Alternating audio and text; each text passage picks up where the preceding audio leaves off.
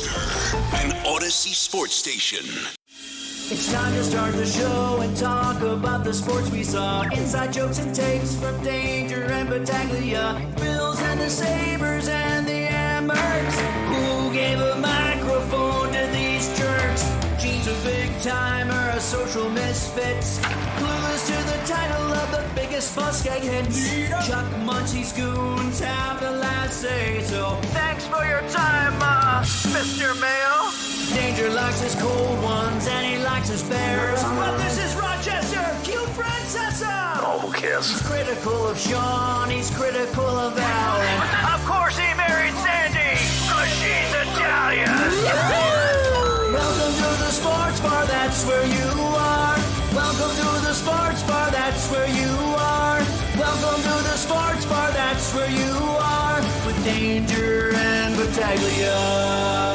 Anticipation is growing, buddy. You can sense it. You can feel it. I mean, even the Dandalorian, our super producer, our bounty hunter, the finest audio in the galaxy, he's excited. Everybody's talking about it. You're not talking about the Pen and Chase. You're not talking about that. You're talking about Dangerous Chili. My chili. Yeah, I knew exactly where we were going with this because the disappointment for Dandalorian is he's the only guy that can't go to the work function tomorrow because, well, he's got to be in charge of One Bills Live That's tomorrow. Right. Yeah. Well, we'll make sure he gets hooked up. We'll get the Dandalorian a nice hearty bowl of this meaty, spicy Texas-style smoked chili that is literally on my smoker right now. Right now. I mean, I tasked Sandy with one simple thing right around this time, right around 3 o'clock. Do me a favor. Just put a lid on the chili. It's been soaking up smoke for the last 5 or 6 hours. Good. Now let's cover that bad boy up. Let's let it just kind of simmer in the fire. That's happening right now as we speak. If she comes through and does her part, the only thing that has me nervous going into tomorrow, because I'm fully anticipating I'm going to win the chili cook-off. I've got your vote. I'm campaigning hard. Do you like spice? Because it's got some kick. I tried a little bit this morning before I put it on the smoker. I'm like, ooh, there's some chipotle peppers in here, and I know you had an instance recently with the jalapeno pepper. Well, I ate it raw with the seeds, and that was good memory there. That was actually painful. I want to lower your expectations because I saw the Vegas odds for this tomorrow.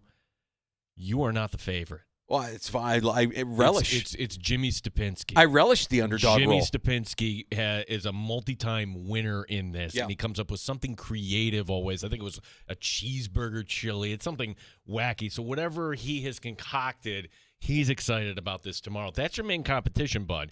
And Jimmy is a sales guy. Yeah. He's going to be campaigning hard for them. Understood. I understand. Every now and then, you the rookie comes in. And Jaden Daniels going into the chili cook-off. You're not really expecting much. It's my rookie season. I think I submitted once for a chili cook-off here years and years ago. I've altered. I've upgraded. I'm feeling pretty good. Except for the spice part. Because I know spice isn't for everybody. And I'm wondering, we're doing this with our friends at Three Heads. They're our gracious host tomorrow for our chili cook-off. I'm wondering if they serve milk. I don't know that they serve milk at Three Heads. No, you might have to go across the street. It might be. Yeah, we'll see how. Are you going to taste test this with the girls tonight? Or are you going to sample? Yes, and look, my wife Sandy will eat it because she knows I made it, and she'll eat it. But I'll watch her facial expression as a gauge. That'll be my gauge. If she makes like a face where it's like, oh, or she looks like she's hurting, then I'm not feeling as confident as I am right now. You can't dial it back once it's done. No, you can't take the spice out. I could say because I put chipotle peppers in it, and there were seeds. Yeah. This is risky. It's risky. You're all in here. I'm all in. All in. When you opened up the show like that, saying, "Hey, it's getting real now," I'm thinking, okay, there's one of two directions you're going to go here. Okay, it's the chili cook-off. There's another. The other thing I wanted to bring up right out the gate is just I wanted to get a check on my friend Gene. I wanted to make sure you're doing okay. How are the nerves? How are you feeling? This was something I think we could have all predicted. Honestly, we wouldn't be having this conversation if they won last night. But the Mets fall to the Gwinnett Stripers, and Gwinnett has a chance to now make the postseason. No, Michael Harris is pretty good. Schwellenbacher. Okay, he's just a guy. He won the game last night. No, my concern is actually the weather. And I'm embarrassed to say, like, I get a text from our friend, Mike Catalana, today. He's like, why didn't they move the game up? I'm like, I'm oblivious. I'm not a weather nerd. Didn't know what was going on. I'm thinking, well, the game Could have fooled me, Count Hetzko. I thought for sure you would know what was going on. I am not Count Hetzko. How many inches of rain are they expecting in Atlanta over the course of the next 48 hours? 4, 5, 6 inches of rain?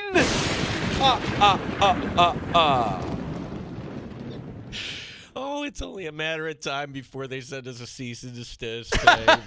Do not. Well, you brought up Catalano. Yeah, We got to bring up right. Hetzko. Yeah, well, he was the first to alert me. Like, wait a second. There's actually a hurricane that's barreling in for Florida, and the tail end of this is going to soak Georgia. Now, the hurricane's not going to hit land until Thursday, but there's going to be so much rain tonight. I don't see them playing tonight, and I don't see them playing tomorrow.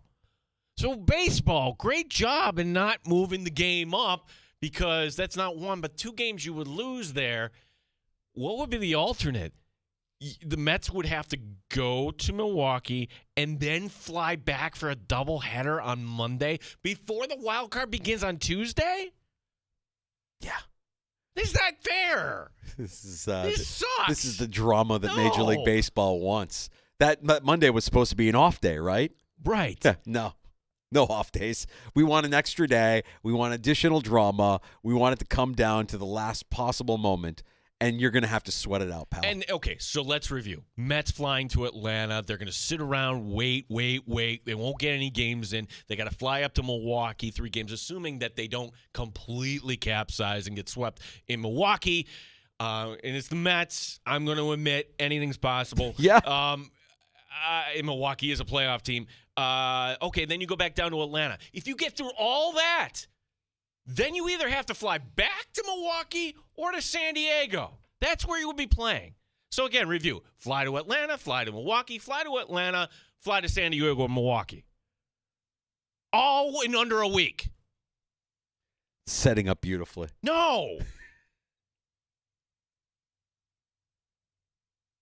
Just give me one postseason where I could just enjoy. They could have just won last night. If they would have won last night, we're not having this conversation. You're feeling pretty good. You're a game and a half up if they win last night, That's right? a half game. Now, the way you could back in is San Diego could sweep Arizona, and Arizona go, they could completely fall out of it. So there is a backdoor sort of thing, but you don't like backing into the postseason, though. You want to earn that postseason berth. That if they make the postseason with this adversity and all this travel and everything that's set up in front of them, if this hurricane hits the way we think it's going to hit, then that'll be that much more sweeter for you, Gene. Be that much more sweeter. They had to battle through the adversity. That's good. The thing that upsets me. Well, there's a few. Tomorrow, 3:25, Thursday slot. Dan fades and. Dan he set it up perfectly. Like oh no, the Braves aren't making it. Congratulations. Congratulations, Gene. Congratulations. Just kind of pulling back. I'm not watching anymore. Mm-hmm. Well, he probably isn't going to watch. I mean, that Well, there's nothing to watch. If the Braves do somehow find themselves in the postseason, it's not like you're going to be thinking, "Oh, this is the team that's going to win it all." You're going to be frustrated if you're a Braves fan watching them in the postseason if they make the postseason. The other thing, too, is that Chris Sale is going to be pitching against the Mets, too. So if the Braves got in, it wouldn't surprise me, as you call them, Gwinnett, if they just made just a little bit of noise. Just a little bit.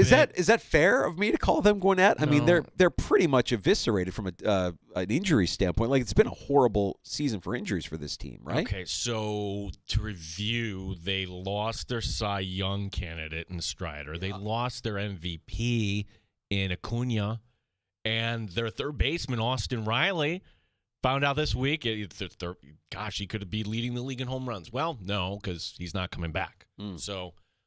Oh, and Ozzie Albies, too, their second baseman. So all injured, all done. All done. Yeah, that's tough. And they still might make the postseason. You just should have won last night, Gene. That you needed last night. They needed to have last night. Oh, okay. I'm buckling in. I'm ready.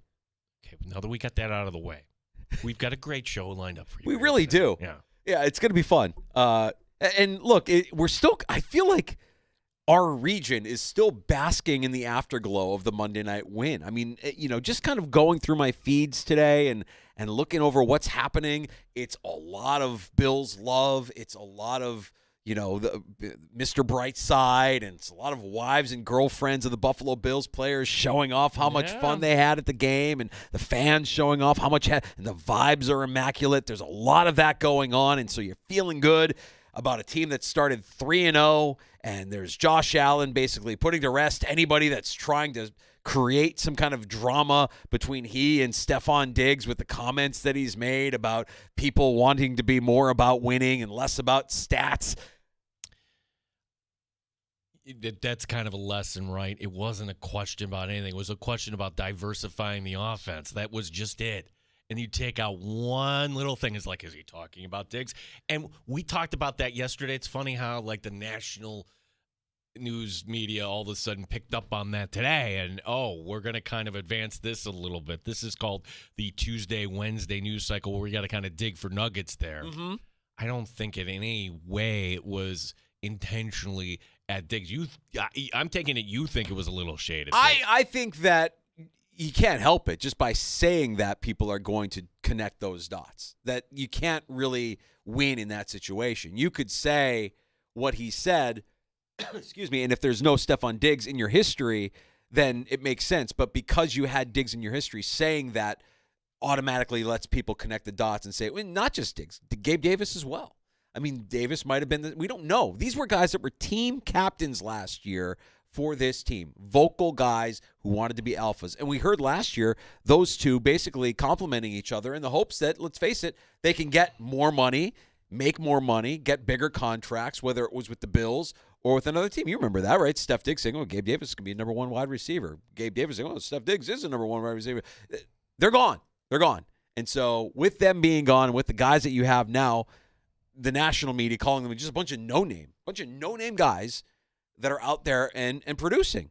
And if you're Josh Allen, you want to give them credit, by default, it's going to seem like you're slighting the people that aren't there anymore. You're having a success with these guys that aren't named Gabe Davis and Steph Diggs.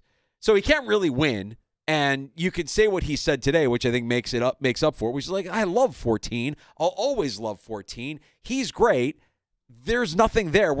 We don't have to tear somebody down to build somebody up. And that's the right thing to say.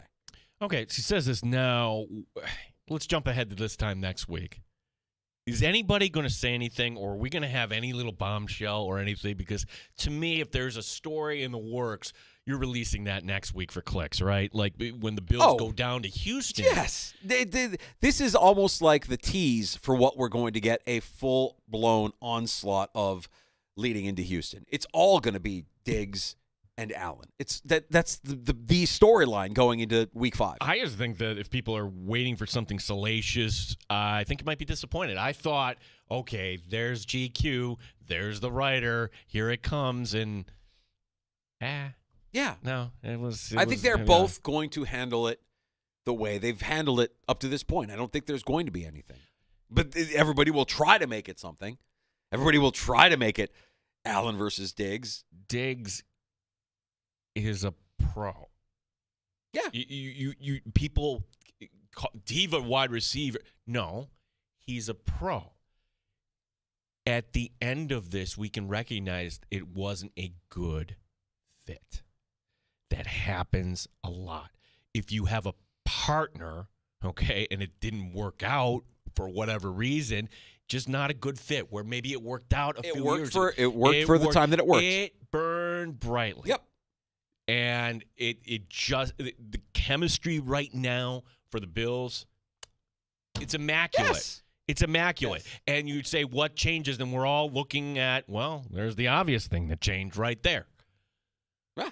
That's the easy thing to point to, yes. You could say addition by subtraction. You could say we is greater than me. You could say all of that. And the reality is it's probably a bunch of a bunch of things, not just one thing, not just Lil Shakir hauling in a record-tying 27 straight targets. It's him playing at a high level. It's also James Cook finding another. It's also Joe Brady, giving defenses looks where you could throw anything at them. You have no idea what they're getting, right? Extra linemen on the field, doesn't matter. They're clicking. And Brady and Allen have a thing happening right now where, Diggs didn't need to be a part of it. He wasn't a part of it last year, let's face it. He was on the team, but he wasn't really a part of it. Mm-hmm. And so next week, everybody will try to make something of that, but I don't know that you're going to get anything from either of them other than love. We love them, love him, love. Before we get to Houston, we got a game on Sunday night. We're going to talk Bills-Ravens this afternoon with the host of the Locked On Ravens podcast. That's Kevin Ostreicher. He's going to join us right around 4:25. So let's review the Ravens season. Exciting opening night, right? Everything you would want. And, hey, they're going to go for 2. Oh, wait, that touchdown didn't count. Tough loss in Kansas City. No problem. They're going home to take on the Raiders. Terrible loss to Vegas. Absolutely cannot happen in your home opener. And then Baltimore hanging on. Like, if you watch that game against Dallas, wait a second. If there were 5 more minutes on the clock, Baltimore loses that game. Yeah. I'm thoroughly convinced. They were hammering Dallas for most of that game, and then at the end it felt like they took their foot off the gas. There's some injuries to the offensive line that we want to get into with Ostreicher. He's going to join us at 4:25. We'll get the latest out of the Ravens. And a season that, let's face it, week 1, you're a toe away from winning that game. A toenail away from winning that game. And I wonder how different the season looks for the Ravens if they get that week 1 win. And maybe it doesn't look any different. Maybe it looks exactly the same. No, but it's funny how 2 games in, this is what's great about the NFL, the Ravens where they were last year, number 1 seed. you spotted the Chiefs, and now we can say the Bills. A 2-game. Okay, Steeler fans are saying, us too? Yeah, okay, yes. Everybody else, yes. You've spotted them 2 games here. That's right. At least the Steelers in the division. What are the Ravens all about? Here's my concern. Derrick Henry. Mm-hmm. Derrick Henry, I still have nightmares of Derrick Henry shoving Josh Norman into outer space. So, right, it seems like a read option that could work. Does it need? Do the Ravens need to overcomplicate this against Buffalo?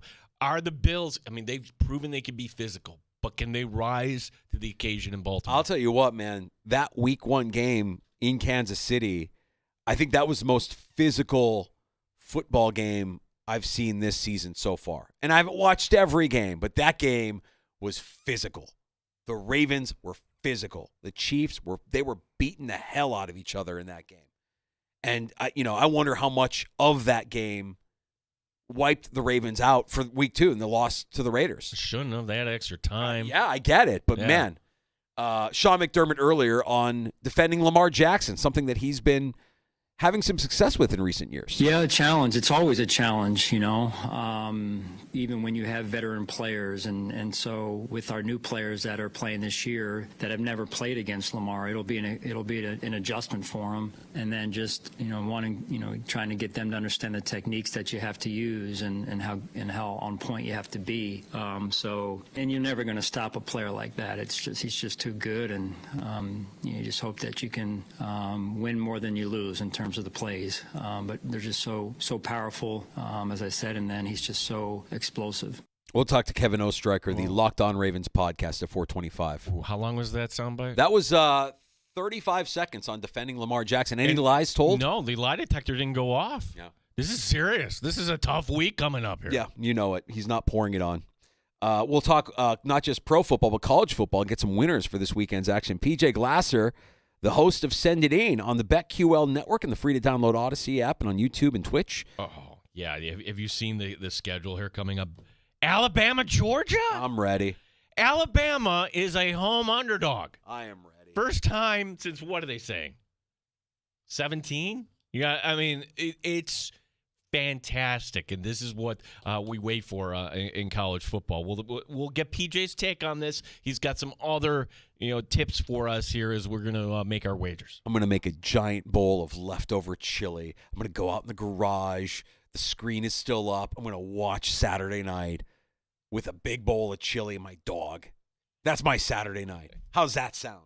I haven't even. Is that a night game? I haven't. Shame on me. It is I believe it is a 7:30 kickoff. Okay, perfect. Yeah. So PJ will stop by and we'll get his take, some winners here coming up in just a few. Thank you for joining us, by the way. We appreciate you stopping by the Sports Bar. However you may be listening, we're at 95.7 FM and AM 950 here locally.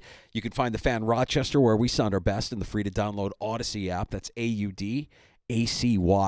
Download that, and you can take us with you everywhere you go. You can get us on your smart device when you ask it to play 95.7 The Fan, and YouTube and Twitch as well. On YouTube, our channel, The Fan Rochester. On Twitch, streaming at The Fan Rochester as well. We appreciate you liking, subscribing, sharing it with a friend, and putting a little wind in the sails of our pirate ship. PJ Glasser, send it in on the BetQL Network and the Odyssey app. Stopping by next with his picks for this weekend on The Fan.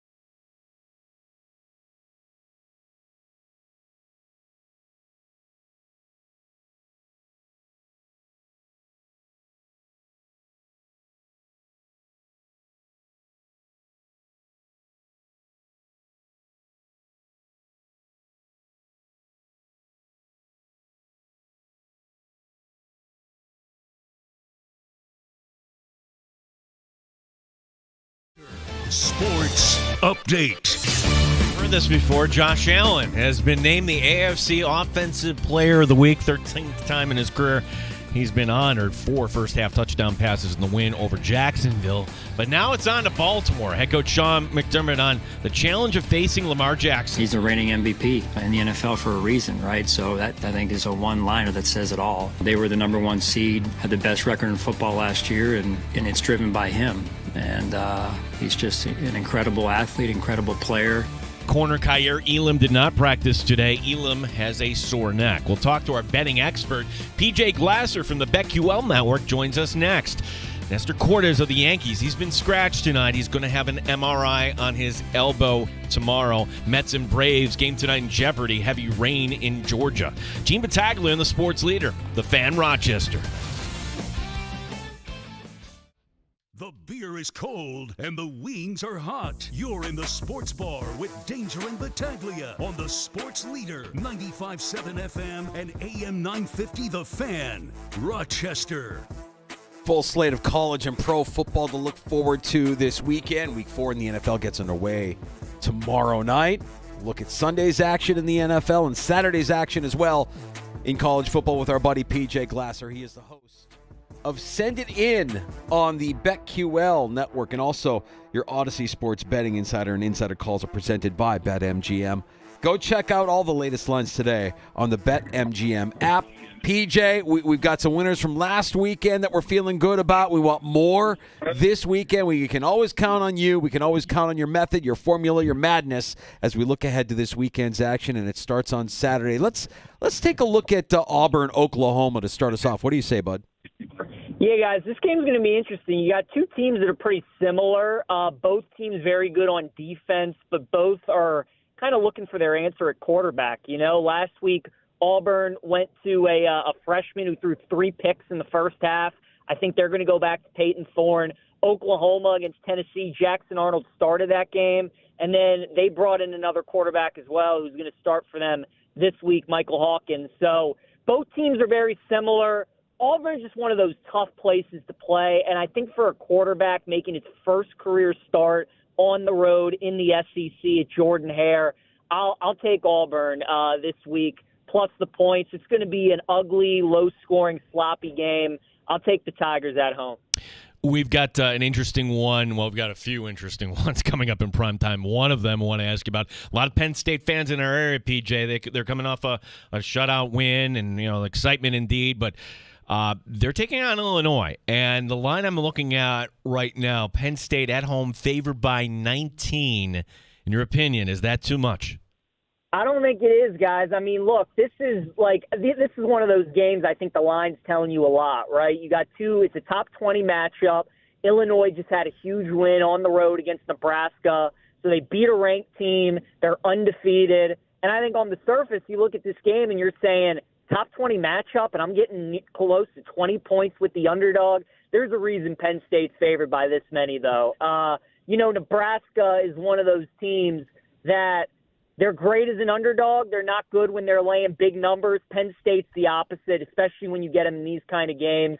You don't want to bet Penn State when they're going up against Michigan or Ohio State, but you want to bet them against teams like this, against the Illinois, the Iowas, the Minnesotas. I think Illinois is going to have a really tough time moving the ball in this game. Number opened up at 17. Gene, as you mentioned, it's close to 19. I think there's a reason that line keeps going up. So I like Penn State by at least 3 touchdowns. I'd lay it with the Nittany Lions. What about Duke and North Carolina? We know that this matchup doesn't mean as much in football as it does in basketball, and we played some Duke football last week with Middle Tennessee, and Duke easily wiping Middle Tennessee in that 15-point spread from last Saturday. Which direction are you leaning here? Oh, can I guess? Let me Go ahead, okay, my channel. Guys, I love the Don't do the impersonation. Don't insult our guests with the impersonation. I love PJ, if I'm totally wrong, either on the impression or my take here, let me know. Guys, North Carolina last week, absolutely embarrassing, losing James Madison. They should have never done it. This is a really bad PJ impression, but I like North Carolina getting points at Duke and a bounce back. When did PJ become Roz from Monsters, Inc.? Yeah, the impression not good, Gene, at all. But the analysis is spot on. Yes. I do like the Tar Heels.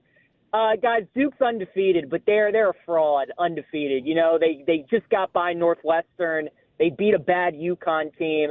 And then last week against Middle Tennessee, I mean, guys, Middle Tennessee fumbled 3 times in the first quarter. So they really let Duke off the hook. They were trailing 7-0 in that game, and then just 3 fumbles in a row, and Duke kind of took over. So, look, as he said, it's not the same as it is on the hardwood, but it's still a rivalry game. These schools are 8 miles apart from each other. UNC just gave up 70 points to James Madison. So I think people look at this game, they see an undefeated Duke team, and they see a North Carolina team that just gave up 70 against JMU. The spread's only 2.5.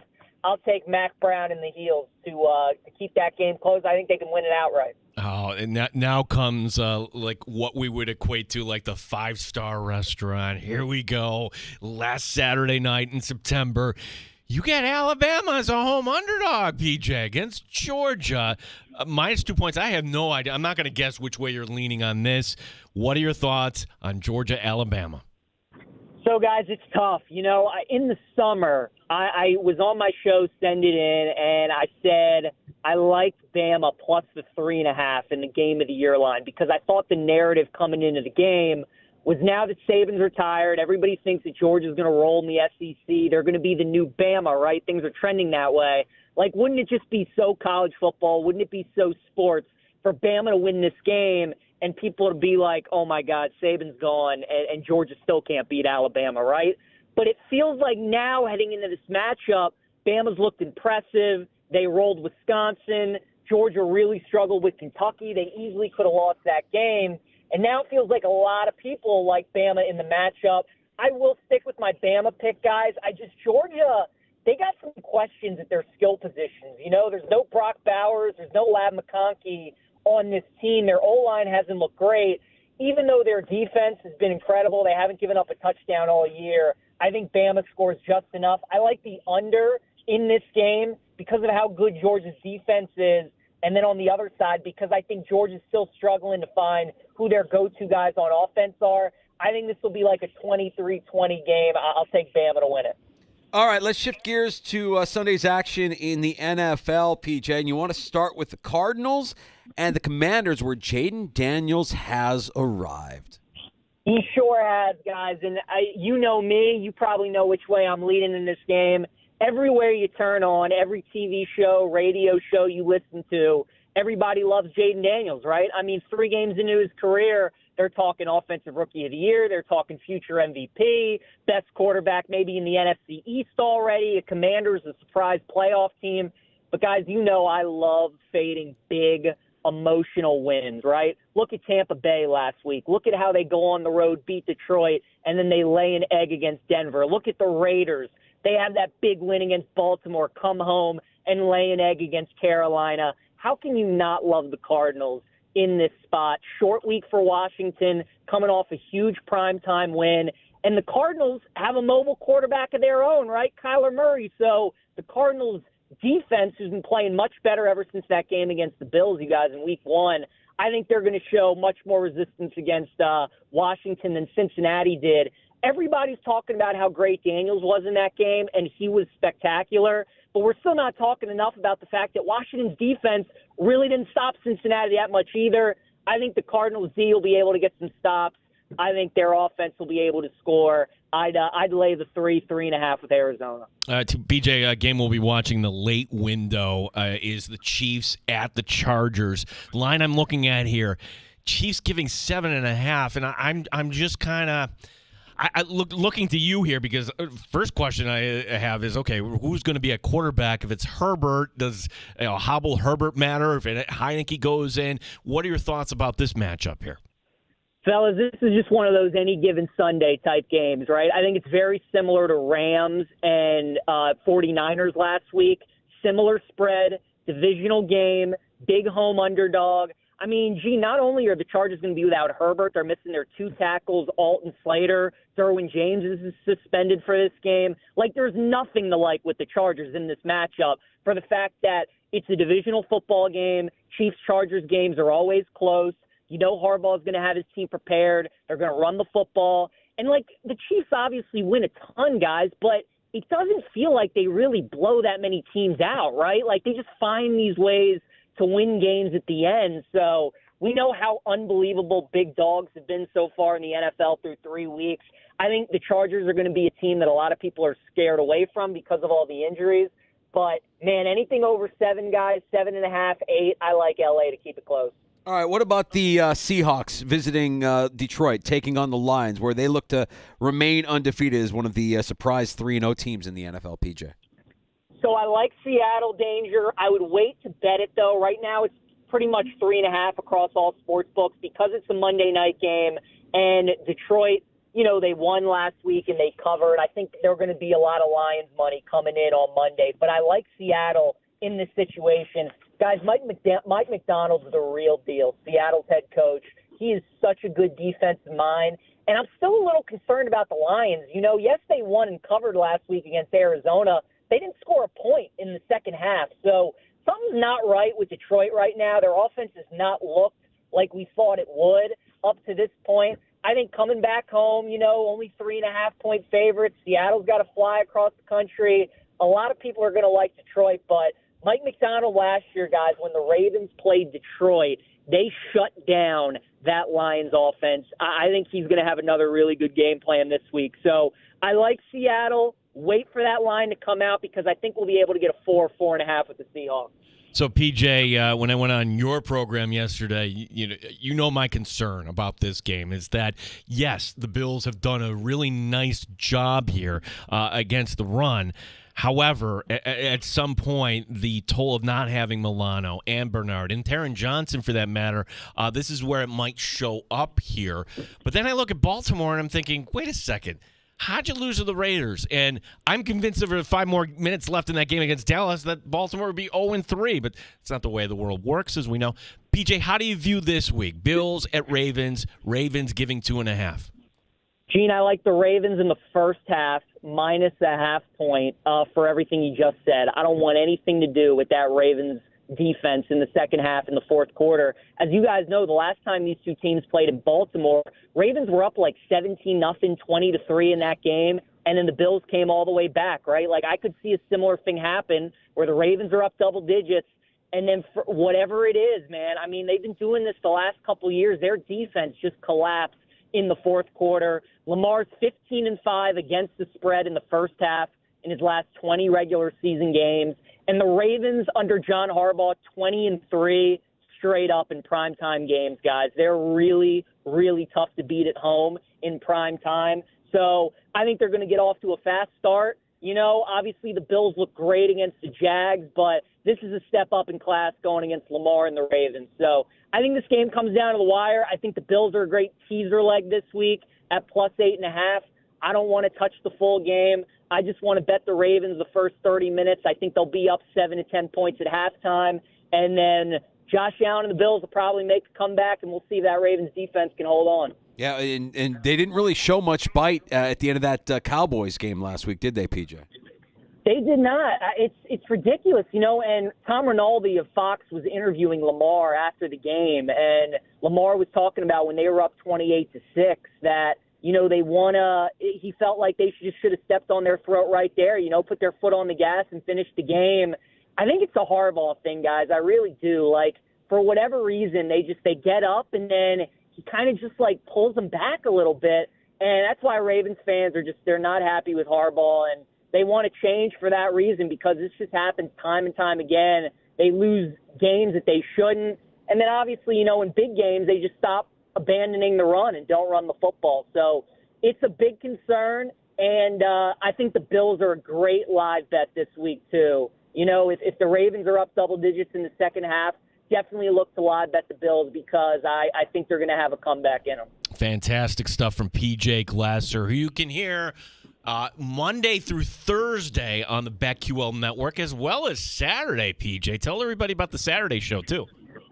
Saturday, me and Ryan Horvat, BetQL Tailgate Kickoff, college football show, guys. We're having a nice start to the season, so we run through all the games on the Saturday slate, trying to give out some winners.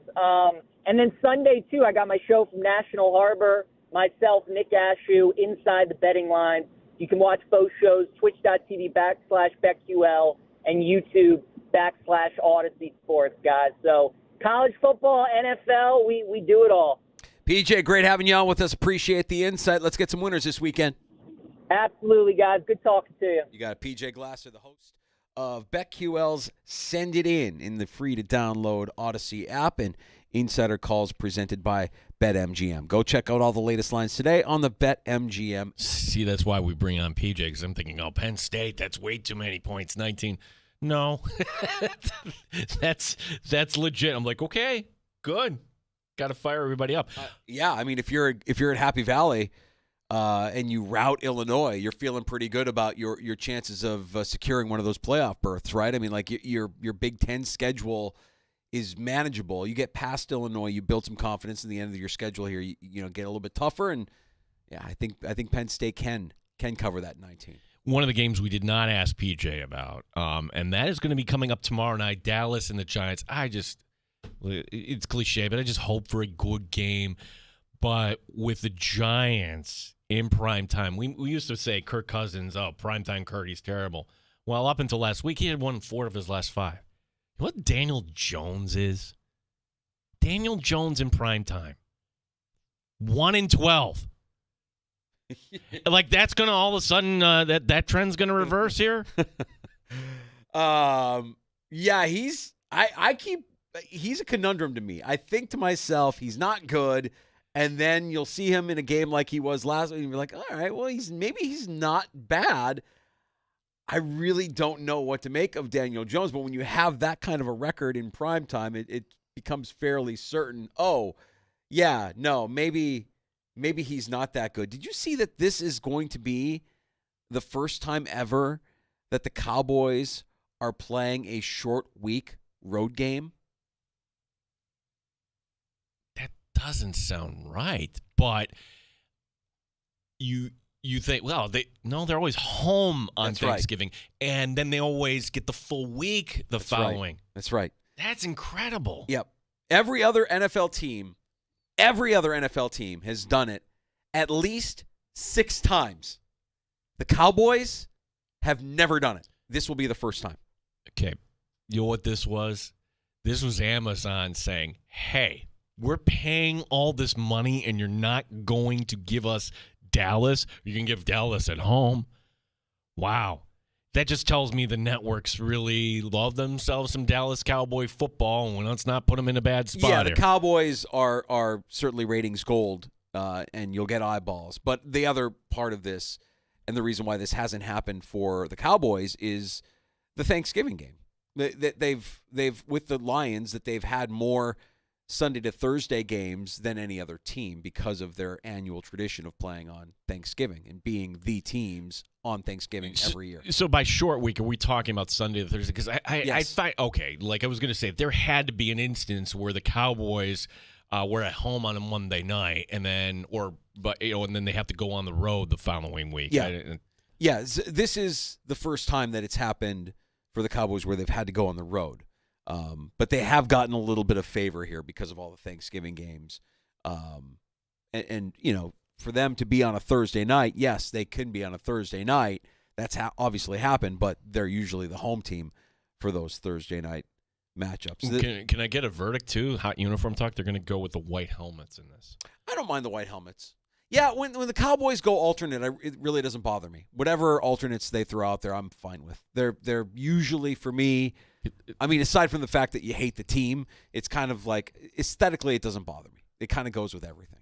It's that 60s throwback or whatever. Yeah. It is. It's not the Troy Aikman alternate that one I don't like. That's right. No, that'll be fine. Are the Giants going to wear the Montreal Canadiens though? The Montreal Canadiens and the Michigan Wolverines had a child? Yeah, that didn't go well week 1. I don't know that. No, those are making another appearance. I want to say some not point this game. No, not this game, no. but this season. Will we see it again this season, or was that it? Just week 1? That was it. I mean, if you were playing the Cowboys, you should be wearing your own uniforms. Like, that's the way I view it. If they wore the 80s throwbacks, I'm okay with the Giants 80s throwbacks, with the Giants on the helmet and the like the Lawrence Taylor era. Yeah. I'd be good with those. Yeah, Daniel Jones in prime time. buckle up, and let's see if the Cowboys can bounce back from. They had some momentum at the end of the Ravens game, but man, they got pummeled against the Ravens on Sunday. We'll take a break and come back with more next on the Fan. Rochester. There's a star player, and he's not producing at the level that I think many expect him to produce at. And nobody's really pointing out the one obvious element of this player's life that could alter the way he's been playing football. Nobody's talking about it. It's almost as if they're afraid to mention why he might not be the same player that he has been in the past. I'll explain. Okay. I think we should dive into this UNLV quarterback story. Oh, because, yes. Yeah, so like, who cares about it? No, there's a lot of layers to this one, folks. Trust me when I tell you this. So there's a UNLV quarterback who basically said, I'm done playing. I didn't get what I was promised in NIL. Correct. First of all, yeah, so UNLV starts out 3-0. This kid goes through the portal, played at Holy Cross last year, and Holy Cross being a subdivision team, hey, I've got an opportunity to play, up a level here, and actually I could get paid. Okay, so what was promised? Is this the right move? And there's a lot of blame to assess here. And actually, Danger, I'm just kind of wondering, are we not going to hear more stories like this? We'll dive into that and more. We'll get Kevin Ostreicher, the Locked On Ravens podcast, joining us in the 4 o'clock hour as well here on The Fan. You're listening to the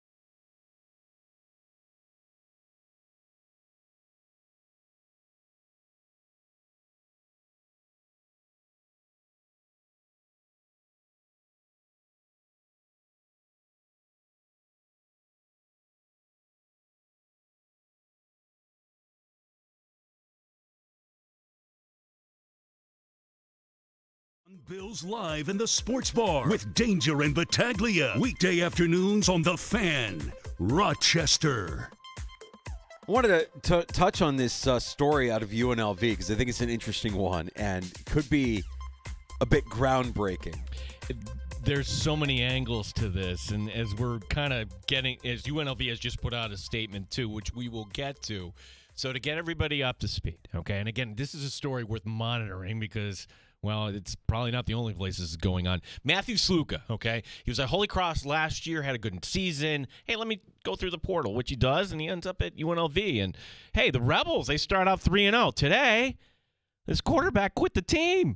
This to preserve a year of eligibility. Now, Sluka said he was promised $100,000 to come to UNLV, this by an assistant coach. Well, turns out the payment was only $3,000. The NIL collective at UNLV is called Blueprint Sports, okay? So Blueprint Sports puts out a statement saying, we never made an offer like this, okay? So they're denying this. This is the Wild West, Danger. And yes, this kid had an agent. Question number one. Why, I would ask the agent, wasn't there anything in writing? UNLV is getting killed for this, as probably they should, but in the NFL, agents are certified. I don't know the background to this agent, okay? But all I know is this. They didn't do their job, right? Also, why the secrecy with NIL? If you were a top recruit, wouldn't you want to know exactly what you were getting paid? That's something that will be interesting to see here in the years to come. It would be fascinating to know what a college athlete at a football player at Alabama makes versus what a football player at, say, Syracuse makes.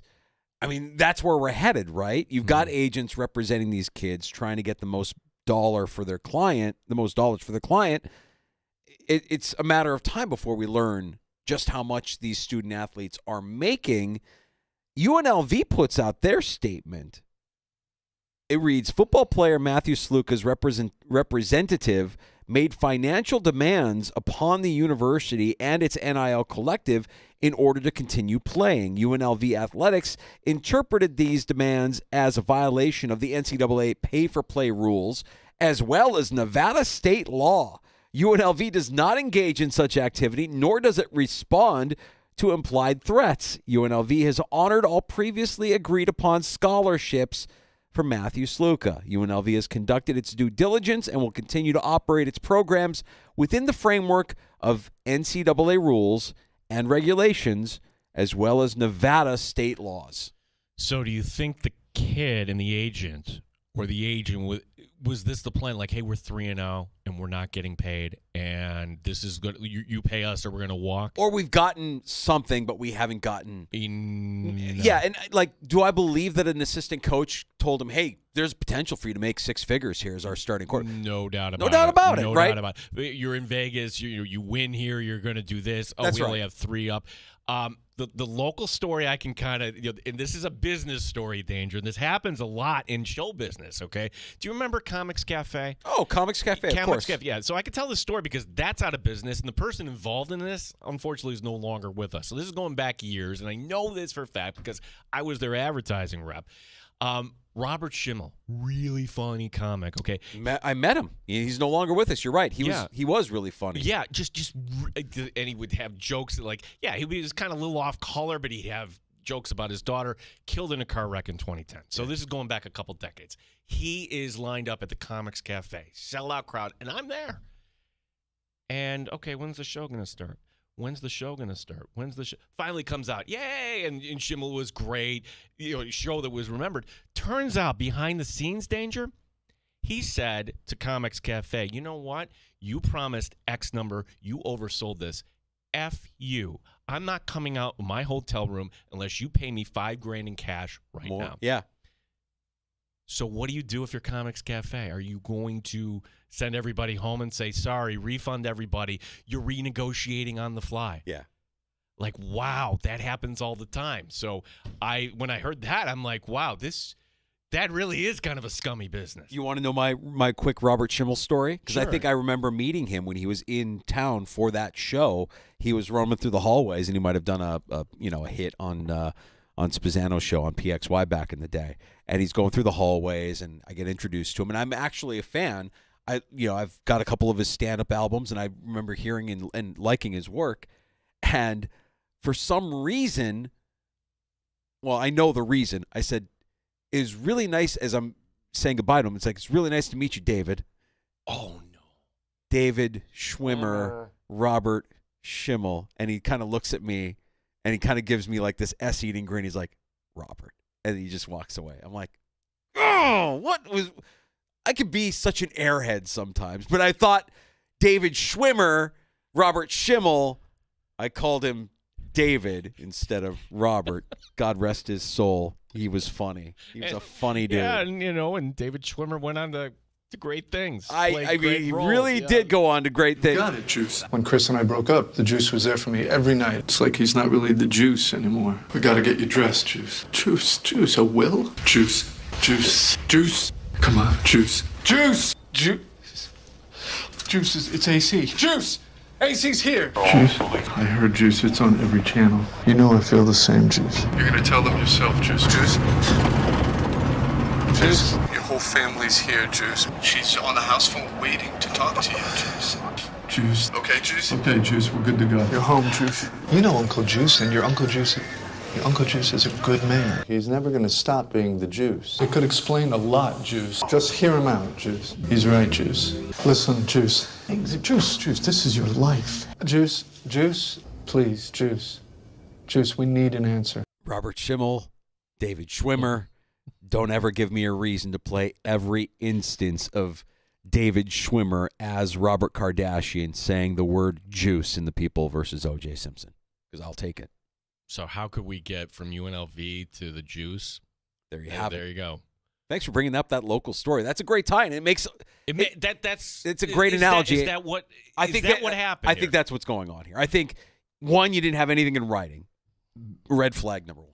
Like, you got to get everything in writing now, right? You're talking about these college athletes are going to need contracts. At some point, I know everybody wants to talk about it, and there's a lot of, under-the-table dealings and yes, we'll do that.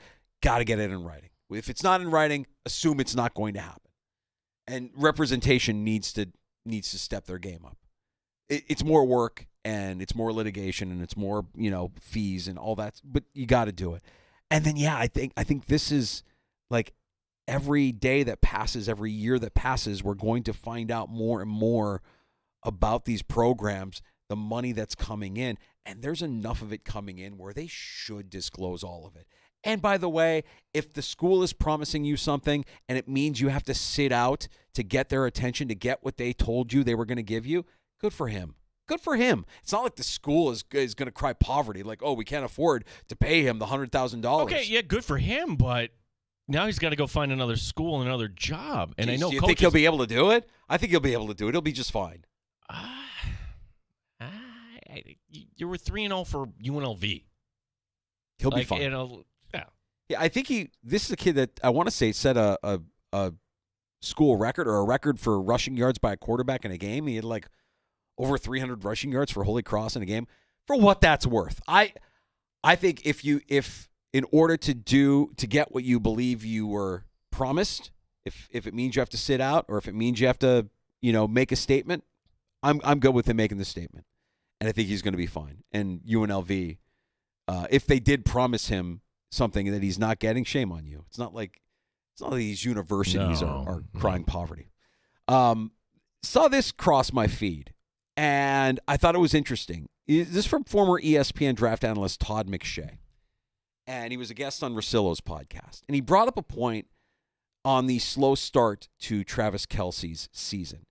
And it's a point that it would appear a lot of people are afraid to bring up because there is no way that Travis Kelce at his age can start the season and be productive given the off season that he's had. Let's kind of review here. He's been traveling the globe with the most famous person in the world. He's been partying on tour. He's been partying at the U.S. Open, cocktails, beers on the beach, whatever it is. He's in more commercials than any other player in the NFL. He's now acting in a series grotesquerie, which is appropriate if you look at his stats through 3 weeks. Can we just say that the guy is out of shape? Are we not allowed to say that Travis Kelce is out of shape? I mean, he can get better as the season goes on, but It's almost as if anyone and everyone is afraid to criticize him because of what he's become. He's not the same player because he can't be the same player. He's set himself up for a lucrative life after football, but the partying all offseason has him out of shape.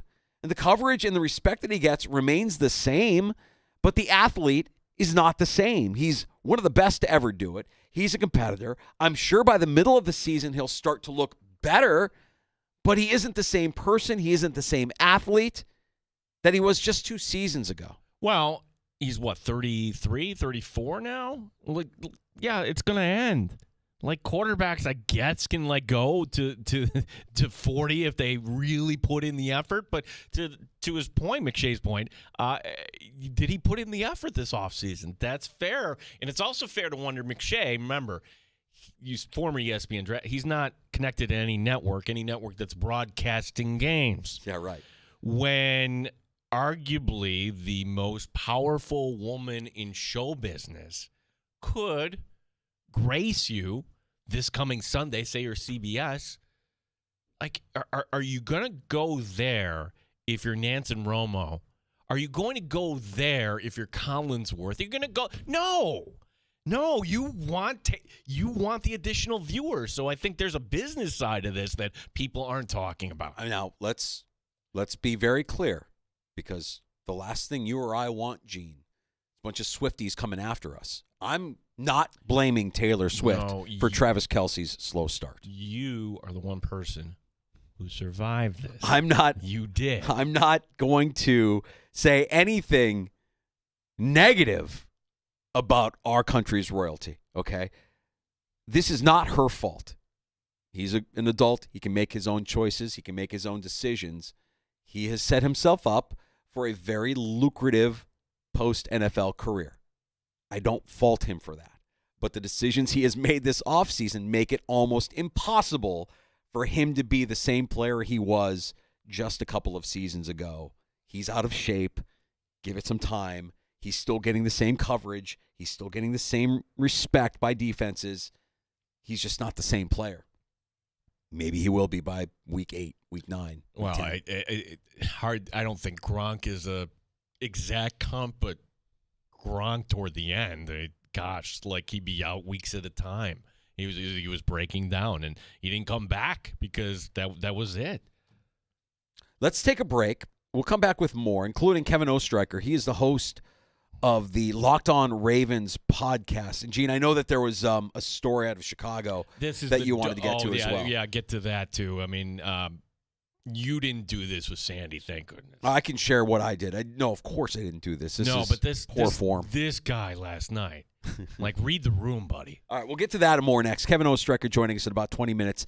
Stay in the sports bar. Danger and Battaglia on the Fan.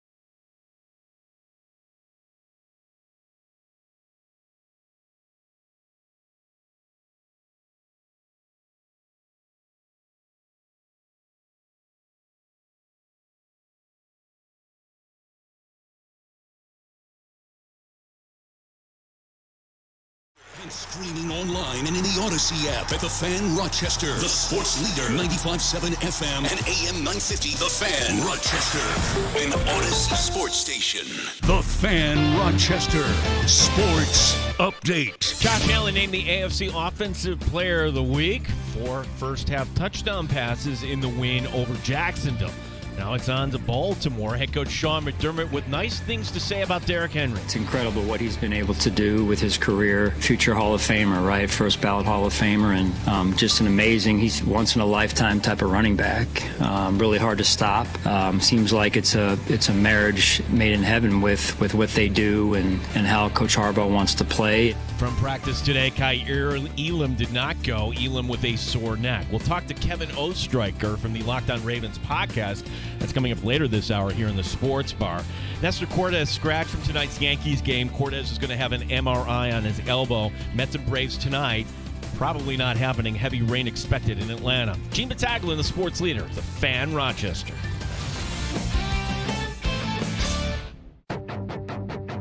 The Sports Bar with Danger and Battaglia. I think Sean McDermott historically has been really good against Lamar, and they had some success early, and I think that Sean McDermott is as good as any coach in the league at adjusting. And so this is a Baltimore team that has its own kind of issues. The Bills have been dominant for the last 10 quarters. I feel good, man. I picked Josh Allen to win the MVP. He is clearly the front runner there, and the Bills play the Ravens really tough. I think they go into Baltimore and they come away with the win. Mike Danger. I won't go as far as to say that right now they're the best team in the NFL, but I will say that the vibes remain the best in the NFL as the Bills look to move to 4-0. Gene Battaglia. But does this feel different, though? Because say they beat the Ravens, what's going to take for the Buffalo Bills to get to where they want to go? Josh Allen playing at an MVP level. He is the favorite. 95.7 FM and AM 950 The Fan, Rochester. It isn't lost on me, this broadcaster, the first day of fall was on Sunday, Gino. We have officially, now we have the ability, guys like you and I, we can celebrate average body season. Gino, we made it. It's the best time of the year. Get your light jackets, get your hoodies. If you're like me and you've got an extra 15 to drop, you clean your plate at every meal. You never say no to looking at the dessert menu when the server asks you, now is your time. We rise up. My apologies to the fitness community. My abs are on a hiatus. The playing field has now been leveled. Us porkers with personalities. We're back. We're back in season. We're in the game. I wanted to start this hour by raising a glass to average body season. Is that the secret also to football season? The timing of this, that you can enjoy whatever food and whatever cold one you like, because if you put football season, it's April and we got to get in shape, or this is the time where you can get a little relaxed, I guess. That's right. And your wardrobe reflects it. Your wardrobe is kind to you. The light jackets, the hoodies. Yes, it is average body season. Now, listen, we're not crossing any stage. We're not competing in any bodybuilding shows. We are average, and we're proud to raise a glass this time of year, each and every year. We've got Kevin Ostreicher of the Locked On Ravens podcast joining us here in about 10, 15 minutes or so. We appreciate you stopping by the Sports Bar. Thanks for listening. In the free-to-download Odyssey app on your smart device when you ask it to play 95.7 The Fan, and also on our stream, our YouTube channel at The Fan Rochester. Like and subscribe while you're there, and also check out our stream on Twitch if that's your platform of choice, twitch.tv/The Fan Rochester. The in-stadium marriage proposal, there's so many of them. You probably experience this, maybe even locally, right? I remember there was one at RIT. Look, not my style, but look, if it works for you, you do you. Except last night, there it is on the scoreboard. Veronica, will you marry me? That was on the scoreboard at Guaranteed Rate Field, the home of the Chicago White Sox. You took your girl to a White Sox game, the worst team of all time, we can say. That's the memory you want to attach to this moment? That is how you want to lay the foundation of a successful marriage? Veronica, hope you said no. Call the Dandalorian. Geez, just out here crushing dreams. It's supposed to be a happy moment. I hope you said no. How dare he propose to you? At a White Sox game? Veronica, call Gene. Call in, Veronica. Let's have a chat. In fact, you're right. You call before we get on the air at 3. You'll talk to the Dan DeLorean, and the DeLorean will set you straight. That is amazing. You have to be just an oblivious fan, just kind of oblivious, I think, to go through with that when you know your team. I mean, were there at least 10 people there to see this proposal? who was right? Who was there to see it? Maybe he wanted it to be an intimate setting. Maybe that's what it was. Hey, I just want to make this proposal in front of as few people as possible. So why not do it at a White Sox game? That's atrocious. I know you're thinking, I did the same thing. I didn't do the same thing. You didn't. You just were at the ball game was the vehicle to get Sandy to Toronto. My plans, like most things in life, I had to modify and adjust in the moment. I had to call audibles at the line of scrimmage. I had to read the D. I had to make sure I knew what was going on. Well, is this pre-metal detector? Kids, yes, there was a time you didn't have to go get wanded before you went into a ball game. So, how did you get by? I don't recall. Yeah. I know that I had the engagement ring in my pocket, and I know there were a couple of moments where, like, she went into my pocket to grab cash or my wallet or something, and it almost blew the surprise. Never did I intend on proposing at the Blue Jays game. In fact, the Blue Jays game wasn't even the game we were supposed to go to. My parents had come to visit in Rochester, and we all went to Toronto with the intention of going to a Blue Jays game. And it was against the Red Sox. But it was a real windy day that spring day in Toronto. And you might even remember this. It was a day where parts of the roof of then Sky Dome fell. It was so windy. Actually, I do remember that, yeah. They had to cancel the game because parts of the roof fell from the wind outside, and they said, not safe, canceling the game. If you had tickets for the game, refund, we'll reschedule at another date. Well, this was the other date. So it wasn't me and my parents, it was me and Sandy. I had a pair of tickets. I'm like, want to go to Toronto? We'll make a weekend of it. Knowing in my head I'm going to propose to her. She had no idea. So we went to the Jays game, and then my intention was to go to the top of CN Tower. And then, of course, we get to CN Tower, and Sandy sees how much it costs to go up and have dinner at CN Tower. And she's like, we're not doing that. Let's just go back to the room. I'm like, okay, let's just go back to the room. And that's where I popped the question. Never intended to pop the question at a baseball game. If you want to do that, more power to you. Like you said, Gino, you do you. However, we have to draw a line in the sand. Not at a White Sox game. Not kosher. Not good. No. And if you're keeping score, as we are here in the sports bar, they're up to 120. They have tied the record, but last night was supposed to be the night of celebration, but the Angels lost. It's embarrassing. Guys. Angels, come on. Well, I would say White Sox, come on. I mean, you're chasing greatness here. What's wrong with you? Both of you. Stop winning games. You're both on notice. Just think about what you've done, okay? We don't want mediocrity here in the sports bar. We want greatness. If you're going to be bad, be the worst of all time. And you're so close. You're so close. Don't blow this for us. They're so bad, Danger. They're going to get 3 more against Detroit. You know Detroit's sweeping them when they need all those games. This is going to be a record that will never be broken. Ooh. If they get to 124? So bad. Actually, so I say bad. this. Maybe next year's White Sox team will be so even worse. Bad. Yeah. It is so bad. Do we have an update on what's going on with Atlanta? Oh, the game? weather? Anything with the weather? No, they're just sitting around. Oh, so no plans? It was going to be at 7 tonight. No pro activity, nothing. They're just going to, 7 o'clock is going to roll. They're going to get pounded with rain and say, nah, we're going to postpone. There's not much time. Season's up. It feels like we go through this every year. Like, oh, my gosh, a hurricane. What do we do? And I don't know. Baseball kind of forgets about it. Well, they'll get an extra day of drama, I suppose, if they have to move a game to that Monday before the postseason starts. Or move a doubleheader to that Monday before the postseason starts. Yikes.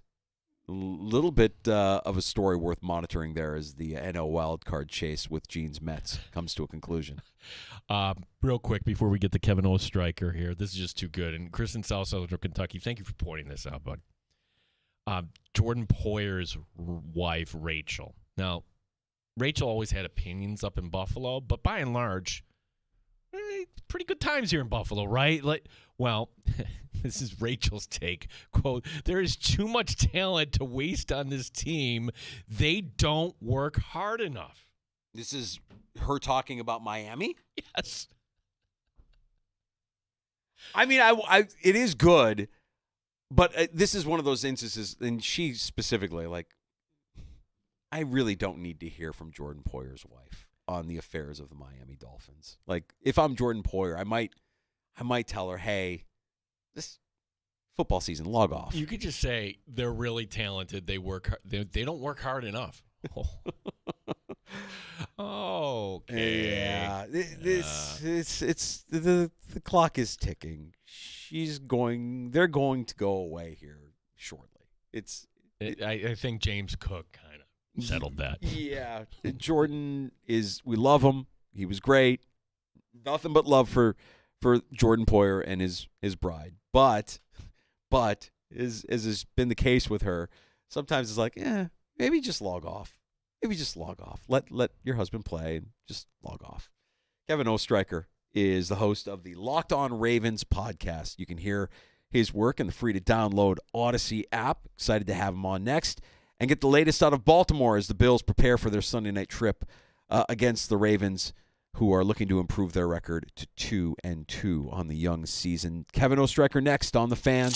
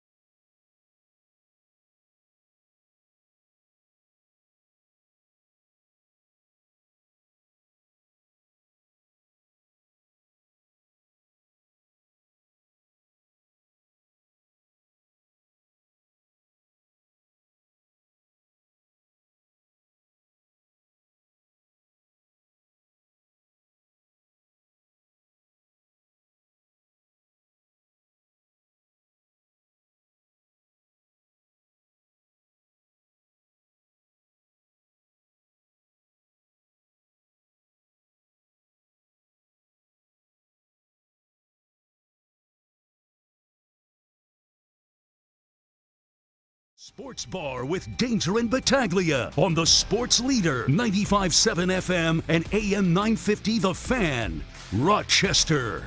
Yeah, that's huge. Mark, it's huge every week, right? In particular against a team that we're going to face Sunday night that is very explosive and creates a ton of big plays. And, so unfortunately we won't get a lot of time today to work on it because of the walkthrough tempo on the short week. But, we'll continue to emphasize it throughout the week and hopefully get some more work at it tomorrow. Sean McDermott stressing the importance of tackling, especially with this week's opponent on deck, the Baltimore Ravens. We welcome in Kevin Ostreicher, the Locked On Ravens podcast, which you can hear on the free-to-download Odyssey app. Kevin, it's great to have you on with us.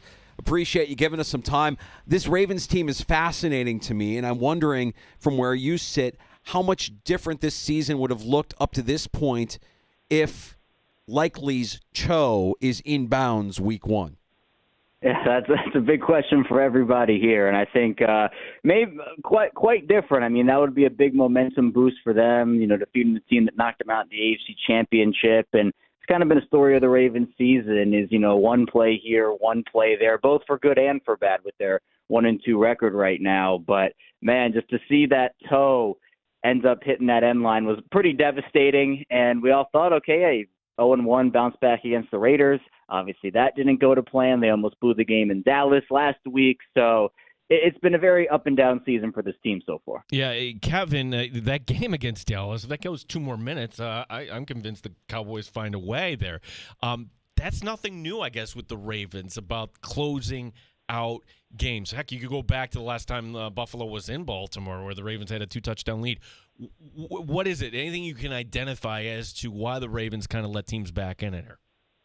It seems like they try to just run the clock out and win the game, and in that they get very conservative, especially with their philosophy and their play calling, both offensively and defensively. And we've seen this with John Harbaugh over the last handful of years. There are plenty of stats we can pull up about the most blown fourth quarter 10-plus point leads, most fourth quarter blown leads in general. The Ravens are all in that conversation. So last week against Dallas, Dallas caught a couple of breaks in terms of Justin Tucker missing his kick, the onside kick that ended up slipping through Zay Flowers in his hands, but it all kind of accumulates into, the Ravens offense gets the ball back, they go 3 and out, the defense allows Dallas to score 3 straight touchdowns, and man, if Lamar and Zay didn't convert on that third down, I think we might be talking about an 0-3 football team, especially with the way Brandon Aubrey's been just hammering the ball. So they escape with the win, but this seems to be a little too consistent of a theme for this Ravens team where if we were just talking about a one-off or this has happened once or twice before,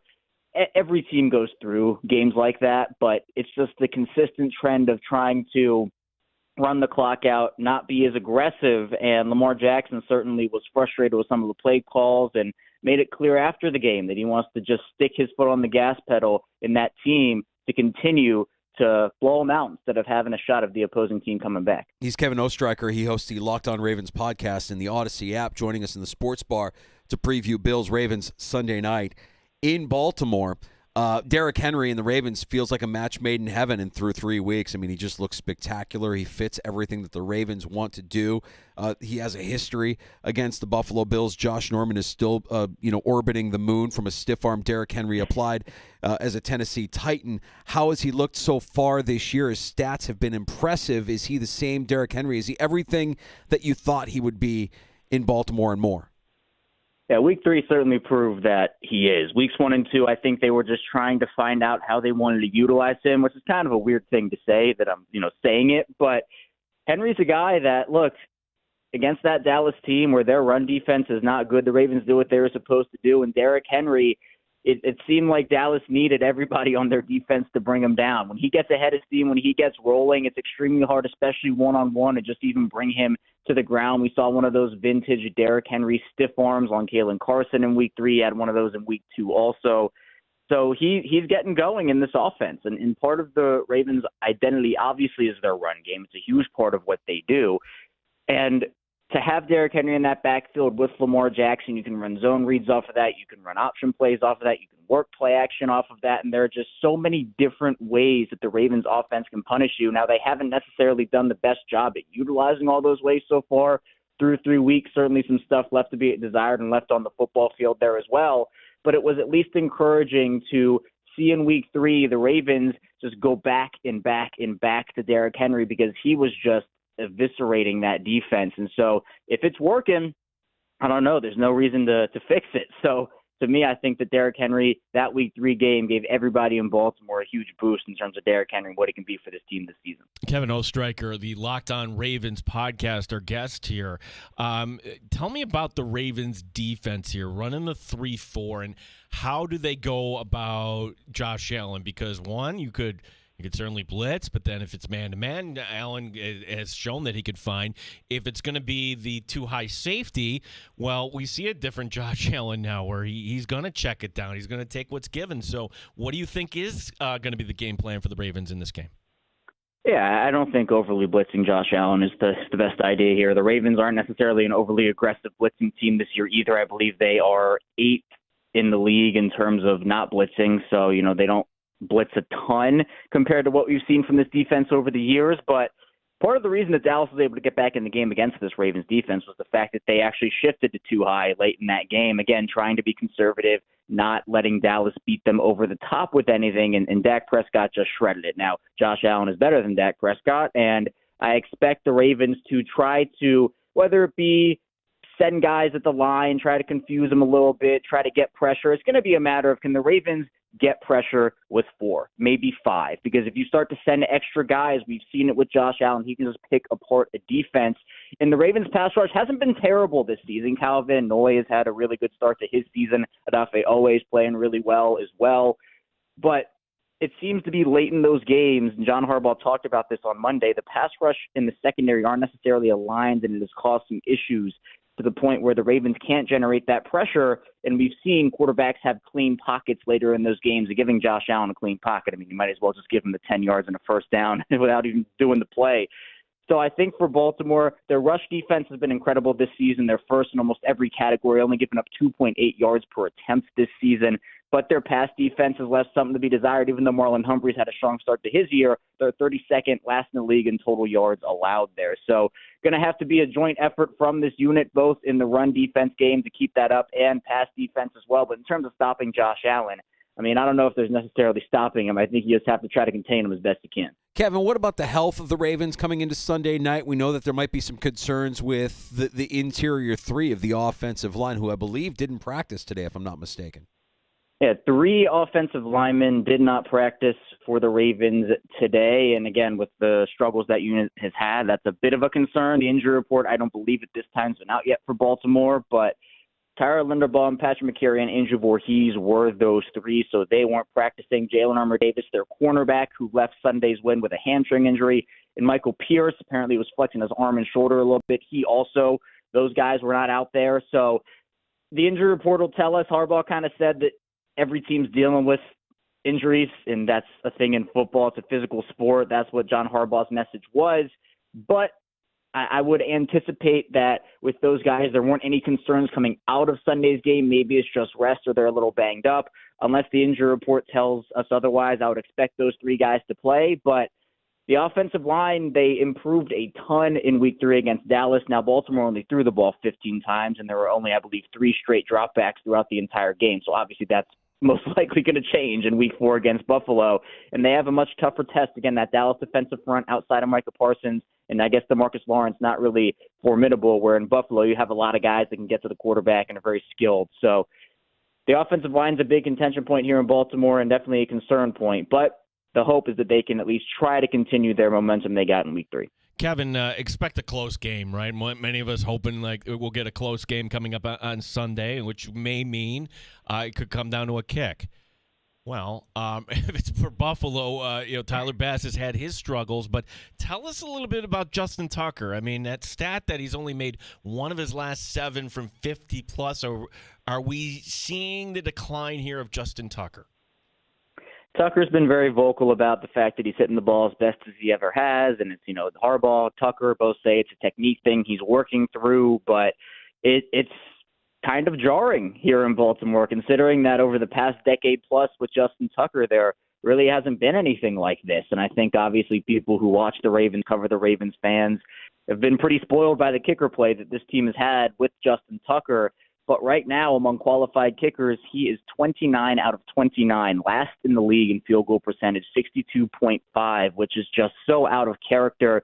We're only in week 3. If this is purely a technique thing and truly that, Justin Tucker's given more than enough resume to be able to trust him. But again, Father Time is undefeated, and if it kind of continues going on, if we see some struggles again in week 4 here against Buffalo, if that continues, everybody seems to have Father Time catch up at some point. And for Justin Tucker, again, if it was a one-off thing, he missed a couple of 50-yarders this year, but that was it. I think the concern would be less.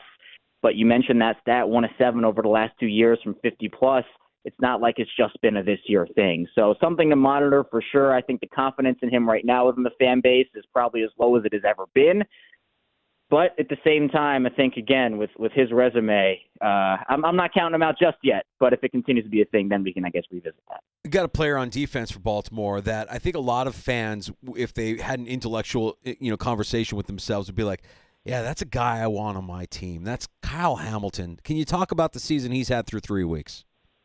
Yeah, certainly struggled over the first couple weeks, at least from Kyle Hamilton's standards, because those expectations are sky high. He's been dealing with a couple of nagging injuries over the course of the year, but he bounced back in a big way in week 3. He was up at the line. He's physical, and that's kind of his thing. He's best when he can be that Swiss Army knife for this Ravens defense and just line up everywhere, line up at the line. He can be a dime guy. You can put him in too high if you want to, but his ability to roam around the field and kind of be the chess piece of that defense is so important to what Baltimore does at all 3 levels. They love to use him as a blitzer coming off the edge, and we've seen that especially because the guy that they use the most in that situation, Arthur Millette, is currently not available to them because he's been out since the beginning of the season with an injury. But Hamilton, if you're game planning for him, you have to account for all the different ways that he can be utilized, especially because you can put him on tight ends and running backs. In the slot, he's held his own against receivers as well. You can play him there too. So this Ravens defense is predicated on their versatility, predicated on guys playing everywhere and doing a bunch of different things. And I think the league is shifting that way anyway. It's not just a Ravens thing. But for Hamilton, he's one of those guys where you have to account for him every single place he can play because he can make an impact on all 3 levels. Yeah, Kevin, there have been kind of issues with the Ravens, most notably the Raider game, but you look at some of the other teams in your division there. Cleveland at 1-2. The Browns fans aren't feeling good about their quarterback play. Cincinnati at 0-3. And yes, Pittsburgh has you spotted them 2 games there. They're 3-0, but their quarterback play. What I'm asking you is, this is still the Ravens division, is it not? I would hope so. And again, Baltimore has to be able to play in a first-place schedule, and with that, there were always expected to be some struggles early in the season, especially with the new defensive coordinator coming in and Zach Orr, first-time play call. They lost a lot of vets. So there was always expected that in some way, shape, or form it was going to be a process for this team. It's a long season, obviously. That 0-3 record, look, Cincinnati's staring that in the face, as you mentioned, not Baltimore. So, again, that's a team that a lot of people kind of had. Baltimore, Cincinnati, 1-2 at the top there, and it feels like Cincinnati, while the season's not over, we all know the stats behind the 0-3 teams across the league over the course of this league's history. So at the rate this is going, I'm a little concerned for the in-season hard knocks that's about to happen late in the season. If it continues this way, I don't know what the storylines are going to be outside of maybe a bunch of 8-9 teams or 9-8 teams. But the division is better, I think, than the records of these teams show. But to me, I think that with Baltimore, and again, it's the if question, they can get everything right, I think that they still have the best shot of anybody to win the division, but they will have to clean up on the fourth quarter woes. The secondary has to get better, and they just need more consistency overall. But right now it's Pittsburgh at the top of that division. Feels like it's Justin Fields' team right now, and that defense is a heck of a defense. One that Lamar Jackson over the course of his career, that's been the team that he hasn't been able to figure out yet. So those games are always exciting. But, yeah, long story short, I do think Baltimore still has the best shot out of anybody through 3 weeks. And, Kevin, just for a moment on Lamar, because you've watched him, develop into what he is. He's a 2-time MVP quarterback. But at times we've seen him lose his composure or get frustrated over the course of the game. So I'm wondering, what gets him to that point? Is it a standard that he places on himself, do you feel, or is it what's around him that frustrates? You mentioned how just last week at the end of that game, he was vocal about how he wishes they would just put their foot to the gas. Is he bought in, I guess, on what they're serving him up every week? Yeah, I would definitely say it's definitely more the first point you mentioned, which is he has such a high standard for himself, and he just wants to win. During his press conference today, he talked all about how he's so big into winning, and we know Lamar is a competitive guy. So he's someone that with that comes the emotions of the game. And, with him, he knows that this team can be a Super Bowl team. He knows that this team has that potential and they have that in them, but it's just a matter of getting that out of everybody each and every week. And for Lamar, it's being able to support his teammates. I mean, he wants to win, obviously, and it'd be a big boost for his legacy and a big boost for everything with him. But he's been very vocal about it over the course of his career that he wants to win for his teammates. He wants to win for his coaches. He wants to win for the city of Baltimore, and he doesn't take any of that lightly. So, with Lamar, he gets frustrated. There have been instances of him, delay of game penalties. He'll punt the ball. He'll get vocal with his offensive linemen and vocal with the coaches. But to me, that's more of his leadership style and a more vocal Lamar, where he wasn't really like that over the first couple of years of his career. But obviously, as the quarterback and as a star two-time MVP like he is, he's going to go out there, and now he is kind of taking on more of that vocal leadership role, which, again, his frustrations will come out when the team's not playing up to his potential, and his frustrations come out when he's not playing how he wants to play and how he knows he can play. So he's not trying to show anybody up. He's not trying to, be this toxic guy. Lamar is the farthest thing from it. He's someone that everybody on that team respects, everybody on that team loves. It's just more of he's a competitive player and he wants to win, but he knows that his team can be better than they are every single week, and he always wants to have that team reach their potential. Kevin, I want to pick your brain, about a quarterback that has entered the AFC East here, because we look at the Miami Dolphins and they're down and out at 1-2.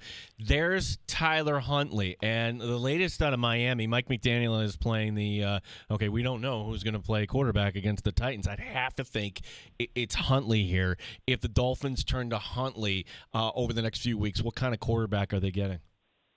Yeah, someone who, again, has that starting experience. And for the Ravens, that's what they needed when Lamar Jackson went down. It was someone who wasn't going to lose them games with their defense and with the personnel, give them a chance to win. In Miami, with that offense, Tyreek, Jalen Waddle, et cetera, that's an explosive offense. It's predicated on the deep passing game. Tyreek Hill, 70-yard touchdowns, Jalen Waddle getting open.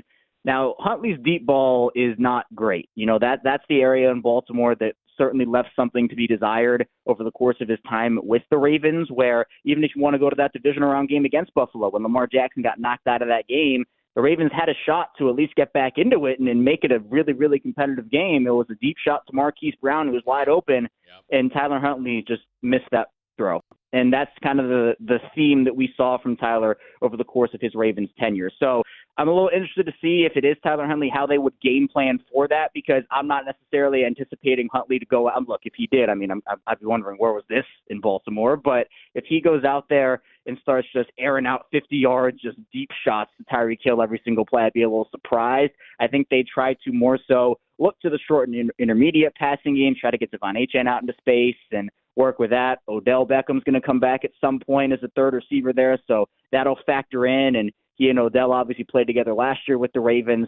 So it's the right decision. I think that Huntley has to be a guy there in Miami. I don't think anybody else on that roster, while Tua's out, deserves it. But there are some areas of his game where I'm a little interested to see how it gels with how Miami usually likes to play out offense. Kevin, I'm really struggling in trying to come up with a prediction for Sunday night. On one hand, the Bills look like at times they're the best team in the NFL, and I don't know that they are, but I can tell you that the vibes around the Buffalo Bills right now are the best in the NFL. And then the Ravens, again, I go back to week one, and I wonder what this team is feeling and looking like if that toe is inbound and you upset the Kansas City Chiefs to kick off the NFL season. Nobody is taking Baltimore lightly going into this matchup on Sunday. How do you see this all playing out? Yeah, I agree with you. This is going to be a tough, hard-fought, physical football game. Buffalo looks every part of a team that's gunning for a Super Bowl right now. And while Baltimore certainly is in that contender conversation, they're still trying to kind of find things that they're that they're the best at. Now, we know they're a rushing team, but they're secondary. They're on defense. Are they going to be able to get the job done against the Buffalo team that, out is Stephon Diggs, but in is a lot of other pass catchers? And obviously, with what James Cook has been doing this season, if you're Baltimore and you want to have a shot at winning this game, you have to shut down that Buffalo run game early. Don't let James Cook be able to be a factor in this game, which is, look, a lot easier said than done with the start that he's had. But Josh Allen looking like the MVP of this league through 3 weeks. He's been absolutely incredible. To me, I think that it could come down to the field goal kickers, which is kind of poetic in a way, I guess, considering how both have struggled to start the season. But I think that's kind of where we are. Primetime games, the Ravens, I believe that stat is 20-3 in primetime games at home under John Harbaugh. So they come to play under the bright lights of Baltimore. But this is their toughest test of the season, I think. Even with that Kansas City game and all the hoopla that was there, I think, again, if you're taking resumes in terms of kickers, I'm taking Justin Tucker despite his struggles, and I'll say the Ravens win it by literally a point, but I could see it going either way. I struggled as well, but for this Baltimore team, dropping a 1-3, we talk about 0-3, 1-3 would certainly make next week against Cincinnati a must-win game, and I think they have to understand that, look, you can't drop any more games in this early season if you want to have a shot here. Kevin Ostreicher, our guest here in the Sports Bar, and for Bills fans that want to learn more about this week's opponent or just want to learn more about Baltimore Raven football, Kevin, tell everybody about the Locked On Ravens podcast and when the episodes will be dropping this week. Yeah, absolutely. We are on YouTube, on video form, anywhere you get your podcast, and also obviously in audio form wherever you get your shows as well. We're going to be putting out episodes every single weekday here for the rest of this week, as we do every week on Locked On Ravens. So 6 a.m., we're going to be talking about, really just diving into this Buffalo and Baltimore matchup. We'll also have a game day episode leading up to Sunday night, and then after the game, if you want the Ravens perspective on what happened, we do instant reaction episodes after games as well. So win or lose, we'll be breaking down everything from that perspective. So if you want that Ravens perspective on the team and on the game, be sure to check out Locked On Ravens. Kevin, fantastic work covering the team. Really appreciate your work and appreciate you making some time for us here in the Sports Bar. Absolutely, guys. Thanks so much for having me. You got it. We'll do it again soon. Kevin Ostreicher is on the Locked On Ravens podcast. You can hear that in the free-to-download Odyssey app. How do they play Josh Allen there? So the Ravens don't blitz. Okay. I think that it doesn't seem to matter. Like the key before was, hey, let's just keep the safeties up high, and sooner or later, Josh Allen's going to force something that he shouldn't. Well, he hasn't completed every pass this year, but has he forced things at all? No, it hasn't happened. Been a couple of forced passes that weren't picked, but the decision-making is as good as we've ever seen it in his career. He's been more patient. He's taking what the defense is giving him. And I feel like he's winning pre-snap as well. I feel like he's identifying and winning pre-snap, which is making his life a little bit easier. Offensive line that's protecting him. It would be quite a departure from what we've seen through 3 weeks if we see Baltimore get to Josh Allen. And if they can't get to Josh Allen and Josh Allen is able to exploit that league worst pass defense, the Baltimore Ravens, they should be able to score with relative ease.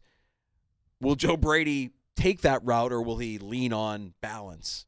Will he run the ball even though there's nothing to be gained by running the ball? They'll be able to find out early if there's something to be gained from running the ball, because I think that's, to hear Kevin say, that the key is going to be stopping James Cook early. Yeah, and now you've become one-dimensional.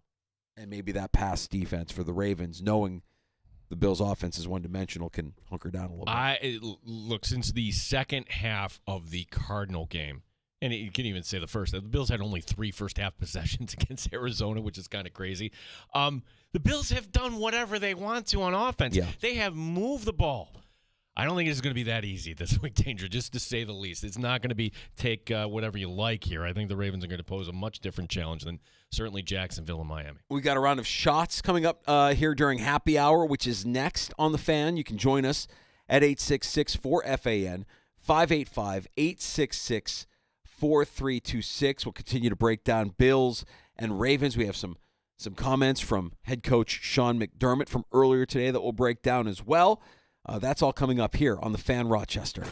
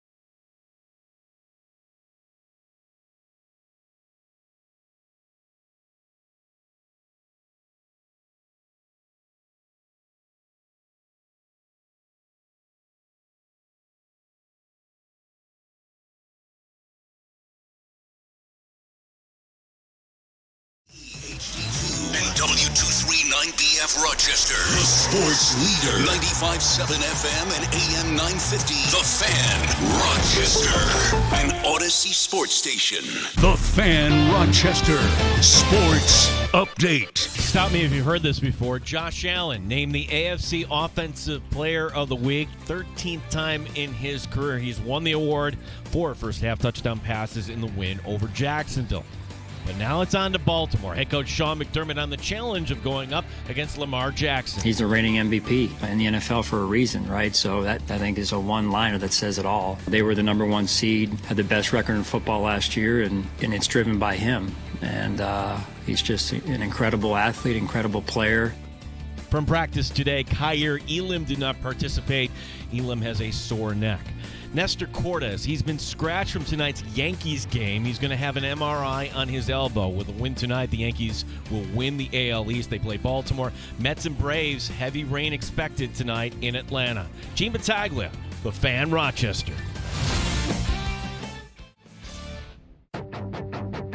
The Sports Bar with Danger and Battaglia. I think Sean McDermott historically has been really good against Lamar, and they had some success early, and I think that Sean McDermott is as good as any coach in the league at adjusting. And so this is a Baltimore team that has its own kind of issues. The Bills have been dominant for the last 10 quarters. I feel good, man. I picked Josh Allen to win the MVP. He is clearly the front runner there, and the Bills play the Ravens really tough. I think they go into Baltimore and they come away with the win. Mike Danger. I won't go as far as to say that right now they're the best team in the NFL, but I will say that the vibes remain the best in the NFL as the Bills look to move to 4-0. Gene Battaglia. But does this feel different, though? Because say they beat the Ravens, what's going to take for the Buffalo Bills to get to where they want to go? Josh Allen playing at an MVP level. He is the favorite. Yep. 95.7 FM and AM 950, The Fan, Rochester. It is happy hour. We welcome you back into the Sports Bar. Danger and Battaglia, we're glad you're with us. Thanks for watching on our YouTube channel. Like and subscribe at The Fan Rochester. Streaming on Twitch at The Fan Rochester as well. You can get us in the free-to-download Odyssey app or wherever you get your shows, and your smart device as well when you ask it to play 95.7 The Fan. I'm Danger. That's Battaglia. Normally on a Sunday football, the preceding Wednesday, which is where we're at, Sean McDermott will talk to the media. This is a big game. That if we pull up any Sean McDermott quote, are we going to detect any lies here today? No lies told. No lies told. 35 seconds on Sean McDermott of the Bills defense defending Lamar Jackson. I'm going to say one. I'm going to put. Can we find one lie in here? Yeah, a challenge. It's always a challenge, even when you have veteran players. And so with our new players that are playing this year that have never played against Lamar, it'll be an adjustment for them. And then just, trying to get them to understand the techniques that you have to use and how on point you have to be. And you're never going to stop a player like that. He's just too good. And you just hope that you can win more than you lose in terms of the plays. But they're just so powerful, as I said, and then he's just so explosive. I could have dinged them on one. I was on the fence about you're never going to stop a player like that. I feel like Lamar at times in his career has shown frustration, and we saw it in the AFC Championship game where he shows frustration, loses composure, and you've got him. That's where there's blood in the water. I think at that point, after Flowers fumbling and everything else, that was the frustration you saw was, I think the game was out of hand at that point, if I remember correctly. But it seems to me that the Bills are very disciplined on the edge of their defense, meaning how do you start Lamar Jackson? I don't think it's the linebackers. I think it's Von Miller and Greg Rousseau setting the edges. And you've heard me say this before. I'll say it again. Greg Rousseau is excellent against the run. Now, can Von Miller – look, Von has been great through 3 games this year. I think we all can kind of nod. But if Von Miller is out there on what would be perceived as passing downs just to get his sacks there, is he disciplined enough to kind of make sure he's not overcommitting and Lamar gets him on the outside? I'm worried about Derrick Henry versus the Bills' defense. I'm worried about Derrick Henry against Bale Inspector? Against Dorian Williams. I'm worried about the tackling of the Bills on defense. It doesn't feel like a long time ago couple of weeks ago, James Conner kind of had his way for a half against the Bills defense. Yeah, which was weird because what did Arizona do after they didn't go back to Conner in the second half, the Cardinals. So, and certainly Miami was using Achane, but okay, whatever, take those yards. Henry seems like a different guy, though. Like, obviously he's a different guy. Could take over a game, set a tone. One stiff arm could actually, I think, tilt things in favor of the Ravens and wake up a team that might be a sleeping giant at 1-2. I give McDermott credit, though, Gene. I think he's improving.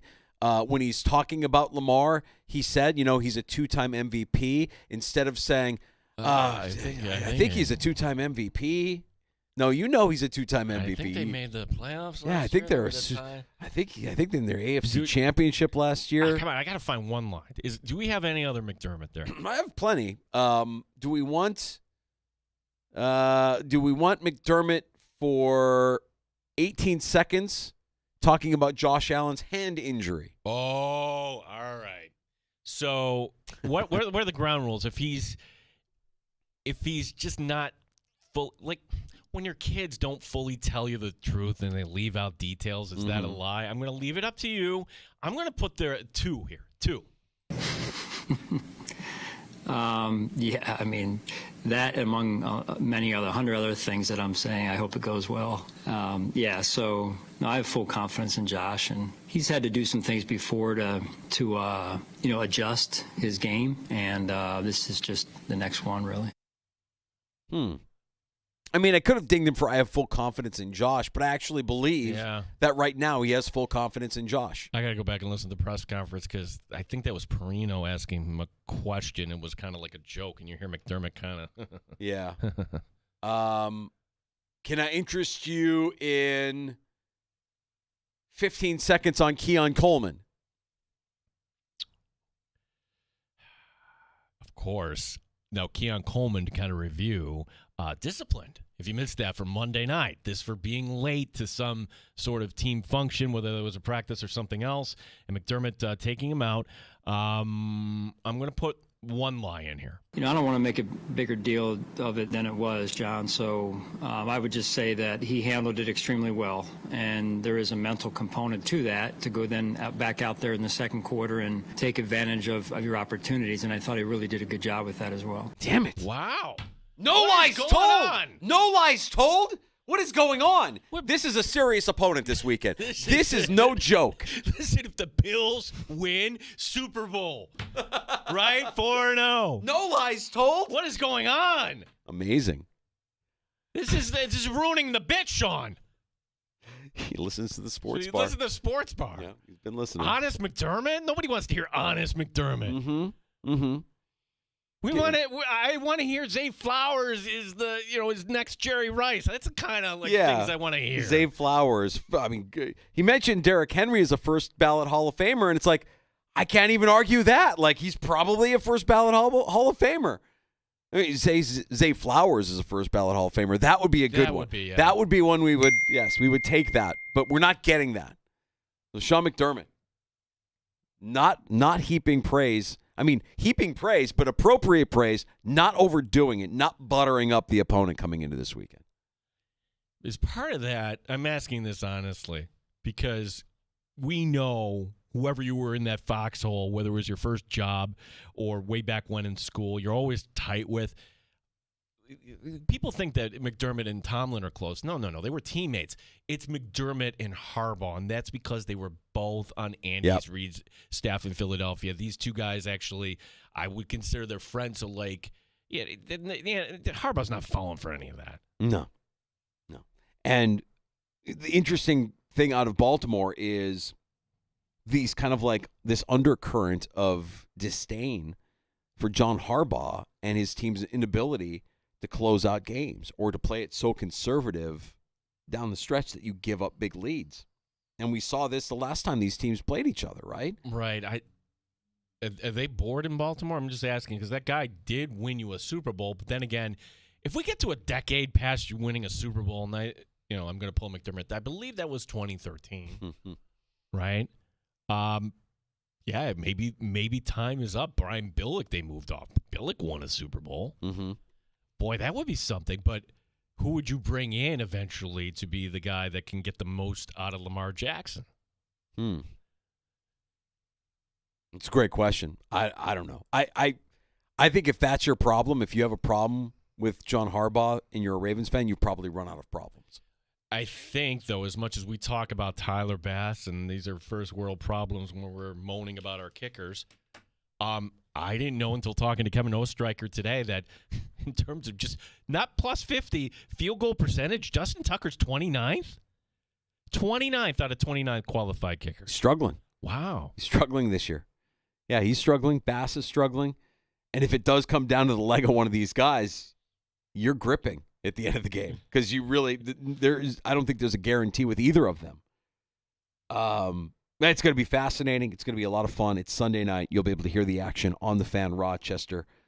Our kickoff is just after 8 o'clock. Pregame coverage starts at 4 o'clock here on the Fan Sunday afternoon. 4 o'clock Sunday afternoon, yeah. So you can listen to Eye on Football, everything around the league, and then we'll bring you right into Bill's pregame. Great stuff from PJ Glasser earlier today. Joined us on the show to give us his best bets from not just college but also pro football. He likes the under in Bama, Georgia on Saturday night. He likes Bama with the points against Georgia as well. And as far as his pick for the Bills and the Ravens, he says he wants no part of the full game, but expecting the Ravens to come out of halftime with the lead. He likes the Ravens' first half spread at minus a half a point. Yeah, and he said, look, don't be afraid to bet Buffalo live in the second half. Something's off in Baltimore. When we talked to Kevin Ostreicher about how they don't close out games, and that could be what everybody's up in arms of the coaching, that they go into a shell or whatever it is. And, boy, that game, how many years ago was that? 2-3 years ago when the Bills won on a Bass kick at the end. Bills were down by 2 touchdowns in that game. On the road against Baltimore, you're thinking, they're not going to happen. That was actually kind of a signature win, I would say, for McDermott and Allen to rally against the Ravens on the road. That primetime home record for John Harbaugh's 20-3. Pretty significant. 20-3 under Harbaugh in primetime games. Yikes. If the Bills lose this game, danger. I would just say on the surface, there's no shame. The only way we're upset about this is if we see things that are uncharacteristic. Like if the Bills lose because, well, Henry got you. And, they made plays. And sure, maybe there were a couple turnovers, but you lost by 7. I don't think we're upset. I'm trying to imagine, like, the scenarios where the world is on fire. And could it be a Tyler Bass missed kick? Could it be Josh Allen reverting? I don't have any indications that Allen is going to go in that direction, but I think that this week, managing everybody's emotions here, Bills fans, it may not go your way, but I don't think there's going to be any shame in this loss. I want to go back to another story that we talked about earlier. And by the way, if you missed PJ Glasser from Send It In, if you missed Kevin Ostreicher from the Locked On Ravens podcast, you can get those conversations in podcast form wherever you get your shows. Just search out the Sports Bar. Don't forget to like and subscribe while you're there, and that includes the free-to-download Odyssey app. This story out of UNLV I think is fascinating because it's a story that, well, honestly, I'm surprised hasn't happened more often in college athletics. It's a player saying, you know what, I'm leaving the team because I didn't get what was promised to me in terms of my NIL. Yeah, and just to kind of summarize where we are right now, there's a lot of finger pointing. Agent pointing at the school pointing at the agent, NIL collective, which is kind of pushed off to the side, putting their hands up in the air, and the player saying, I'm out of here. To kind of review the story for folks who may have missed it. So his name is Matthew Sluka, who's really good at Holy Cross, but that's a subdivision team. Let me test my wares. He goes to the portal, goes to UNLV. They're 3-0. Today he quit the team. This to preserve a year of eligibility. He could still use what they call a redshirt year, as you know. And by only playing 3 games, he can go back into the portal. Sluka says he was promised $100,000 by an assistant coach to come to the school. Turns out it was only $3,000. The NIL, which I mentioned, this is always kind of weird, right? The NIL, you have to kind of make a separate business, and that's the boosters and everything else. The business is called Blueprint Sports. Mm-hmm. Blueprint Sports says, nope, We never said anything like that. And then the school putting out a statement today, Danger, and the school kind of invoking, wait a second, you could be breaking Nevada state law if we did this. There are no Nevada state laws. What are we talking about? They actually want us to believe that Nevada is a lawful state? This kind of stuff probably happens all the time. And I think it's adorable that they invoke the NCAA as well, that the NCAA rules and regulations for pay for play. Hey, in the world that we live in now, pay for play is a thing. It's not coming from the schools. It's coming from these collectives that UNLV has. UNLV has a collective. I guess if you're upset, if you're the player and you're upset, be upset because you didn't get it in writing from your agent, maybe? Well, gosh, then the agent, that's malpractice here. If should be like, yeah, hey, you're going to come here $100,000, here it is, and then it doesn't happen, well, there's going to be a lawsuit. Now, it was interesting because a woman we've had on the show before, Donna DeToda, Syracuse Post-Standard, she tweeted out, like, kind of the story, like she hears other stories like this. So you get, is this a case, Danger, where either A, some assistant coach got over his skis, he's recruiting, and he says something he really shouldn't have, saying, you come here and, it's $100,000, you could make up to $100,000. Sounds kind of gimmicky, right? But hey, you're in Vegas. You could. Is that the case here, that the assistant coach said something he shouldn't have, and there was nothing in writing, or is this just Matthew Skluka saying, what the hell? I'm winning games and only getting paid $3,000? That's it? They're a top 25 program, yeah. Yeah, I need more. We took this program from nothing to top 25. Oh, by the way, UNLV, a couple weeks from now, they play Syracuse in Allegiant Stadium. That should have been the coming out party for the program. Yeah, no, I'm not going to be there. Sorry. Have you ever, though, taken a job or had a job offer and things that weren't put in writing that were promised just kind of fell away? Like in our business. It feels like it happens. In our business, I feel like it happens all the time. All the time. I'm not going to name names. I'm not going to say that anything has happened to either of us, but let's face it. I mean, like, there are promises that can be made, or there are carrots that can be dangled. Mm-hmm. If you're an assistant coach at UNLV and you're developing a relationship with your quarterback, and you're telling him because you really want him to be a part of your team, your offense, let's say. Yeah. Well, I don't mind naming a name because some people honor him. Steve Donner owes me money. I'm never going to get it. Never going to get it. All right? So I wrote that off a lot, but I don't forget. Did you have it in writing? No, I didn't have it in writing. We learn you learn through experience that if you want something actually to come to fruition, you have to put it in writing. It has to be in writing. There has to be a contract. And I guess that's the step in the direction that they're going here with this move today, that moving forward, if you're an athlete, a college athlete, and you're going to get six figures or more, there's nothing to sneeze at. You need to get it in writing. You should get it in writing between your agent and the collective and get it worked out. But we say agent, kind of a loose term, right? We're used to the NFL. We're used to the NFL draft process. We're used to you get certified as an NFL agent. You don't see malpractice. So I haven't seen who this agent again, right. Could be his uncle. We don't know. Yeah, right? Could it be just like handshake doesn't mean anything? That's right.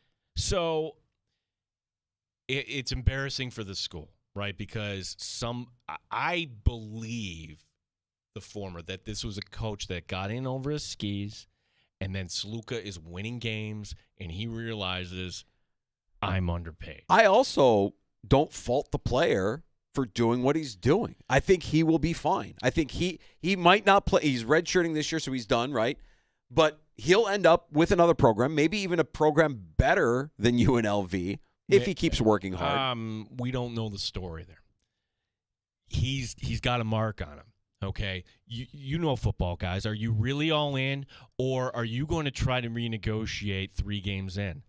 I think he's toxic. I don't think he's going to get another shot. I think this was a grave mistake for Matthew Sluka.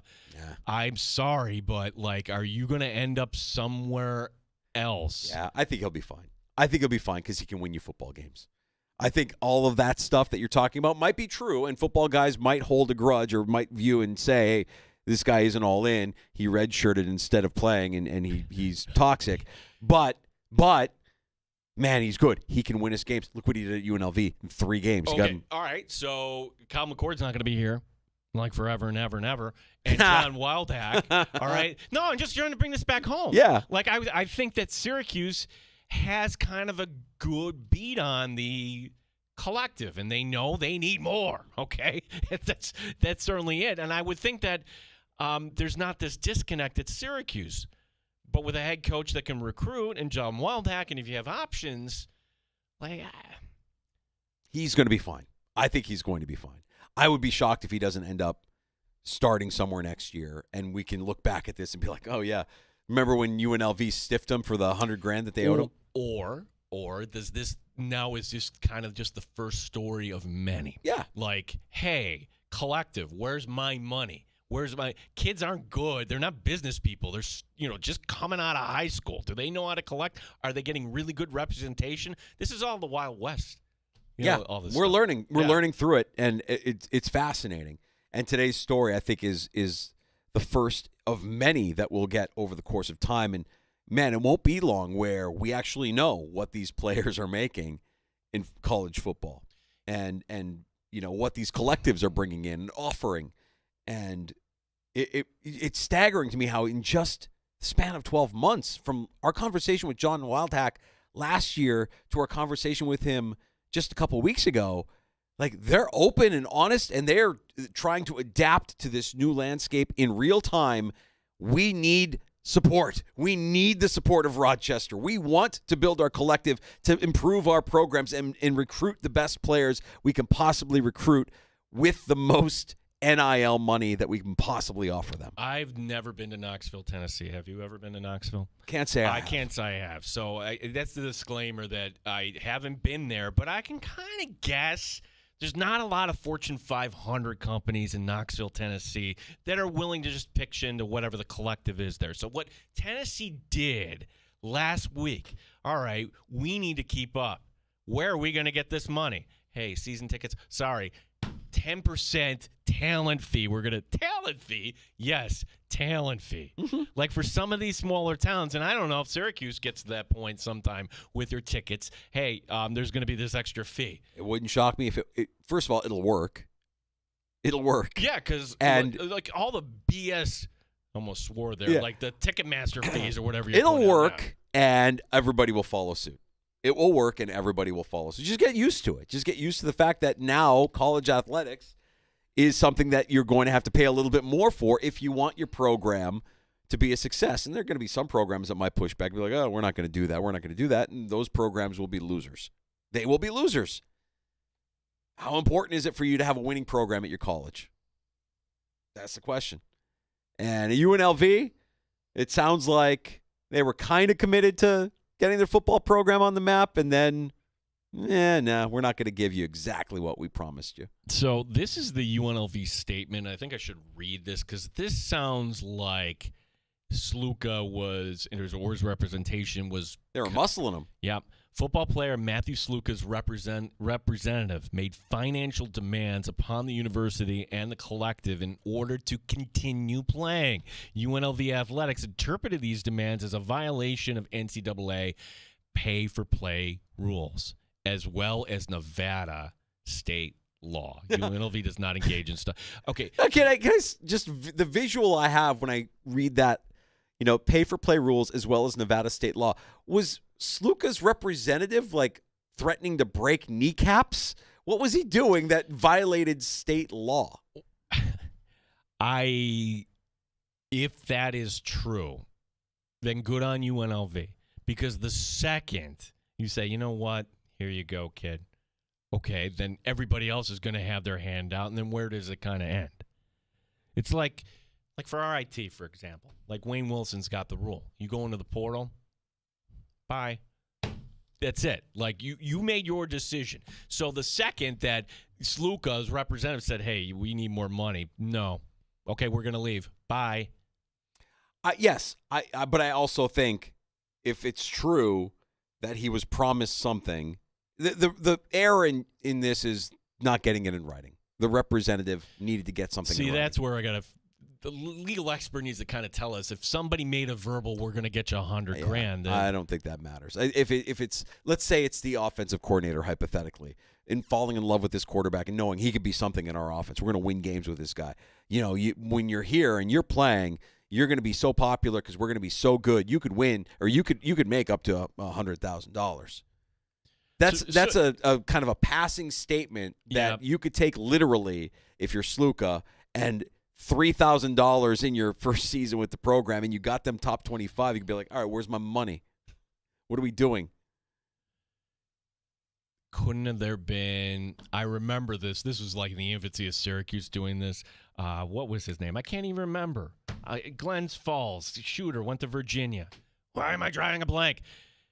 He was endorsing some pizza shop. Like the shooting guard for Syracuse. Everybody's screaming at the radio right now. Mr. Basketball in New York City. Well, couldn't they got him some deal? You're in Vegas.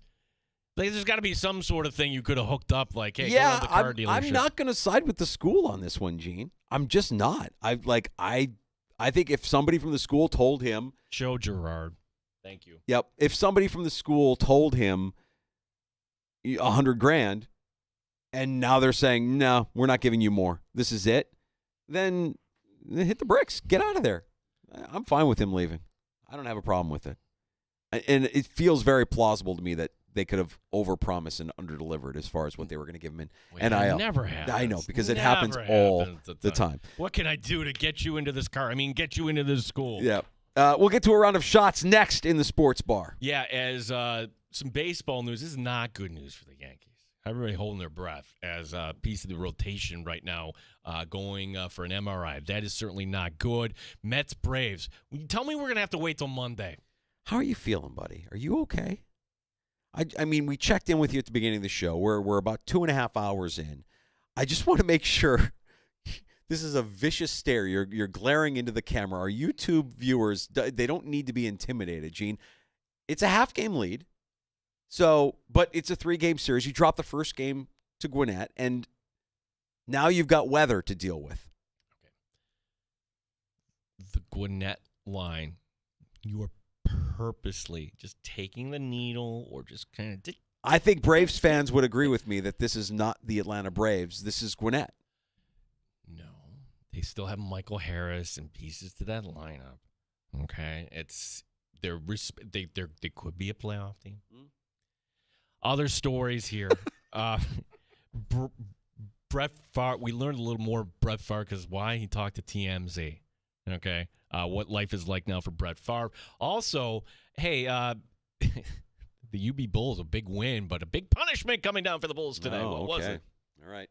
We got a round of shots on the way. Last call as well, 866-4326. If you want to pull up a stool and join us before we close up shop at 6, 585-866-4FAN.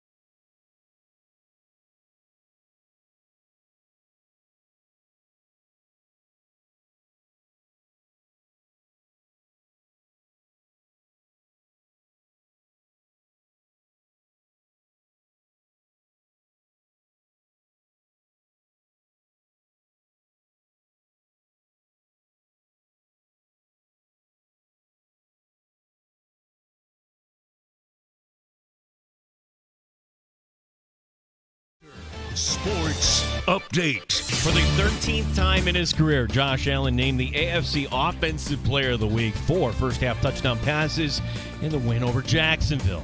Now it's on to Baltimore. Head coach Sean McDermott on the challenge of facing Derrick Henry. It's incredible what he's been able to do with his career. Future Hall of Famer, right? First ballot Hall of Famer, and just an amazing, he's once-in-a-lifetime type of running back. Really hard to stop. Seems like it's a marriage made in heaven with what they do and how Coach Harbaugh wants to play.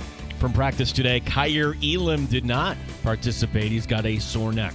Couple of breaking news items in baseball. First, Nestor Cortes. He's going to be shut down 7 to 10 days. Second opinion coming up. This on his elbow as the Mets and Braves also postponed a doubleheader planned for Monday. Gene Battaglia, the sports leader, the Fan Rochester. The only way to take the Fan Rochester with you is the free Odyssey app. Download it today and follow the sports leader, 95.7 FM and AM 950, The Fan Rochester. Wait a minute. Get to a round of shots. What was that last item that you mentioned there in your update, Gene? The remainder of the pivotal Mets-Braves series postponed, meaning tonight and tomorrow. And because there's only one off day, that's it. One off day in between the end of the regular season and the wild cards on Tuesday, that means that the Mets now fly to Milwaukee. Then they've got to fly back to Atlanta, play a doubleheader. And if you survive all that, then you got to either fly back to Milwaukee once again or you got to fly to San Diego. Now, the alternate path here in this Choose Your Own Adventure postseason berth edition is if the Padres sweep the Diamondbacks, they're eliminated. And coupled with the Mets getting a game or two or whatever it would be up in Milwaukee. Okay. So that's the other choose your own adventure. The other thing, too, is baseball. Here's this hurricane coming up the coast. You couldn't have moved up the start time today? Why? You still would have had to postpone one of the games. I mean, you're not getting a doubleheader in today before the storm hits. All right. At home danger, I do this rarely. When I'm feeling strongly about this, okay, Yeah. I say I put my foot down. Mm. Here in the sports bar, come Monday, I'm putting my foot down. Oh, boy. Okay. I am going to be on edge on Monday. Uh-huh. Okay. And Monday, it's not going to become a Mets show. Okay. You come here for Bills talk and football talk, and it's a football. It's going to be a Monday. great show. It's going to be a great show Monday. This is where I'm putting my foot down. Okay. There's no kneeling. I don't want to hear Gwinnett come out of your mouth. What? I don't want the none of that. Me? No. I want you to be happy, pal. I No. want the Mets to win. I want you to be happy. It's nice, but then you also want to just kind of needle me along the way. I mean, you're either going to see me in ecstasy or misery, and I need either way. It's good for the show. No. It's great for the show. It's great for everybody listening. They want to know how you're feeling. They want to relate to the elation or the disappointment that you're going to feel with your team come Monday. And maybe it doesn't even matter on Monday. By the time we get to Monday, like, they could have it sewed up, right? I mean, like, you do what you need to do in Milwaukee, and the Padres do what they need to do against the Diamondbacks, and do those two games matter? Or will one of those games matter no matter what? The way I understand it, if the Diamondbacks got swept, the Mets won 2, you're good. Okay. So, I mean, we're not even having this conversation. We're not even worried if you win last night. That's the problem. I would have an issue with them not winning last night. You got to win last night. Can we agree there's no pro Braves propaganda? Have I ever? That would be like me coming with a cheesehead. Me saying Gwinnett is not pro-Braves propaganda. It's explaining that they are a decimated team, which is accurate. Fair? If I will wear a cheesehead here. If there is any pro-Braves Gwinnett nonsense. Why? What? No. This is unfair. You are uncharacteristically, you're painting me as something that I am not. I am not your villain here, Gene. There are others out there that are wishing ill on your team. Not I. I want you to be happy. You keep calling them Gwinnett, though. What? Because that's what they are. They're not Gwinnett. They're the Atlanta Braves. Still with Michael Harris in the lineup. Albies has returned. Okay. It's on the road. road. All right. I'll stop calling them the Gwinnett Stripers.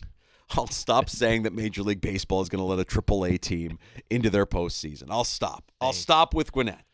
But Monday is going to be fun, Gene. Monday is going to be a roller coaster. We'll see what the outcome is on Sunday night because we'll certainly talk plenty of Bills and Ravens, but knowing that there's a doubleheader happening simultaneously and it could all come down to that last game of the season for a playoff berth for either Atlanta or the Mets. It's a brutal stretch here for the Mets. The fact that you've got to play 5 road games in 4 days and then off of that, start the playoffs on Tuesday. If you make the playoffs on Tuesday. Well, it's an if. That's an if. It is an if. Oh, this is setting up wonderfully. For the show. Other baseball news. This is not good. Nestor Cortez is going to be shut down 7 to 10 days. His UCL, here's the good news, is intact, but the imaging from today is going to be sent to at least 2 other doctors for opinions. Likely the outcome here for Cortez, he's going to receive one of those PRP injections, and this would put him out of the first round of the playoffs if you're timing this out here. Okay. For the Yankees, which that's kind of a tough break because Nestor Cortez this year, even though he had recently been sent back to the bullpen, but he came back up, he has 174 innings pitched for New York this year. That is the most on the team. Yeah, so it's safe to assume that his elbow is wearing out here at the end of the season. Maybe. Yeah. Those stupid L.A. Angels lost their series opener to the White Sox. No, come on, guys. Is this the Angels or is this the White Sox? I mean, who are we really pinning blame here? This would be the most angel of angel-y things, right? Like that they would get swept by the White Sox. Chicago, another chance for greatness tonight. And to set the record, currently they have shared with the 1962 New York Mets, for losses in their Major League season. Chicago at 120 for the season. Davis Martin is your starting pitcher tonight for Chicago. He's 0-5 in the season. He hasn't won a Major League game since 2022. All right. Angels are only, though, 115, minus 115. I like our chances tonight. I like our chances for greatness tonight. I think the White Sox set a record tonight. Don't let us down. Boys, we want greatness. Just groove some pitches up there, Martin. We don't need, you're 0-5. What's 1-5 going to do for you? Just go ahead and, 115 on the money line, huh? Yeah. I think I'd go with the Angels on this one. Yeah. The story about Brett Favre, we learned more today. Diagnosed with Parkinson's last January. It was only yesterday on Capitol Hill we found out about it. Now, after that, we found an interview posted on TMZ where Favre talking about how his body is breaking down. Quote, "If I would be doing something in my right arm, I just notice it's stuck right there." He describes having trouble putting his arm through sleeves of shirts and jackets. I think we covered this yesterday and talked about this. I think as best we can, never would wish this on anybody. He's got a family. He's got kids. It's a horrible disease, and he's going through it. However, the timing of making this announcement and playing the role of sympathetic figure when you're testifying on Capitol Hill for some really horrific things in terms of what's going on in your state. So horrific that I'm pretty sure that Brett Favre is not in the clear on all of this. This scandal that the state had $77 million swindled from them, money that was designed to go to the poor, and somehow Brett Favre was involved in this? Yeah, I just think the timing of his announcement of his health is a little self-serving and suspect. It's not really the best time to do it. I mean, if you've known since January, right? January is what you said? January. Last January. January 23? Yeah. No, this past January 24. So you've known about it for 10 months. You waited until you were on Capitol Hill to disclose. And look, this is a story. This is a big story. And there's a lot here about how the NFL treats their players. And all of this is happening. You're seeing another one of these legends of the game deteriorate before our very eyes with this horrible disease. And meanwhile, the NFL is going to continue to push for an 18th game. And some thoughts on this. Like, if we took away the unsavory part of the timing of this and the alleged criminal activity, right, and everything else that they're trying to get to the bottom of, the idea that hey, here's Dan Marino, and he's in a commercial, and he's walking with a limp now. Joe Montana, same sort of thing. He's walking with a limp. Jim Kelly battles with cancer. Man, don't wish that, but there he still is. You can't draw a line directly, those men, to where they are today. This feels a lot different where Brett Favre, a guy who holds the record, by the way, for most consecutive games played in the NFL, and here's what happens if you play the most consecutive games, that Brett Favre, Parkinson's, what is this going to look like years from now? And I just go to Michael J. Fox. Yeah. Like, that's the one where we can kind of relate to, and that's really, really sad. It's sad, but again, at the same time, I don't think it's surprising. I mean, there's a lot of head trauma over the course of that career. There's a lot of painkillers during the course of that career. It was it's a brutal game. It's a brutal game, but let's add one more. Let's go ahead and add one more to the season. Yeah. Why not? Yeah, because, we love football. Mm-hmm. One of the biggest upsets in college football last weekend saw the UB Bulls beat a ranked Northern Illinois team, Northern Illinois, the team that actually defeated Notre Dame. Well, it was a game-winning kick by a player who came over from Alabama, Upton Belafonte. Upton Belafonte puts it through, time expires.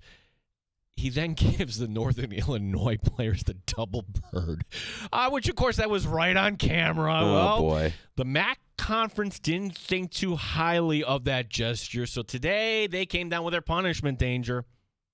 A reprimand.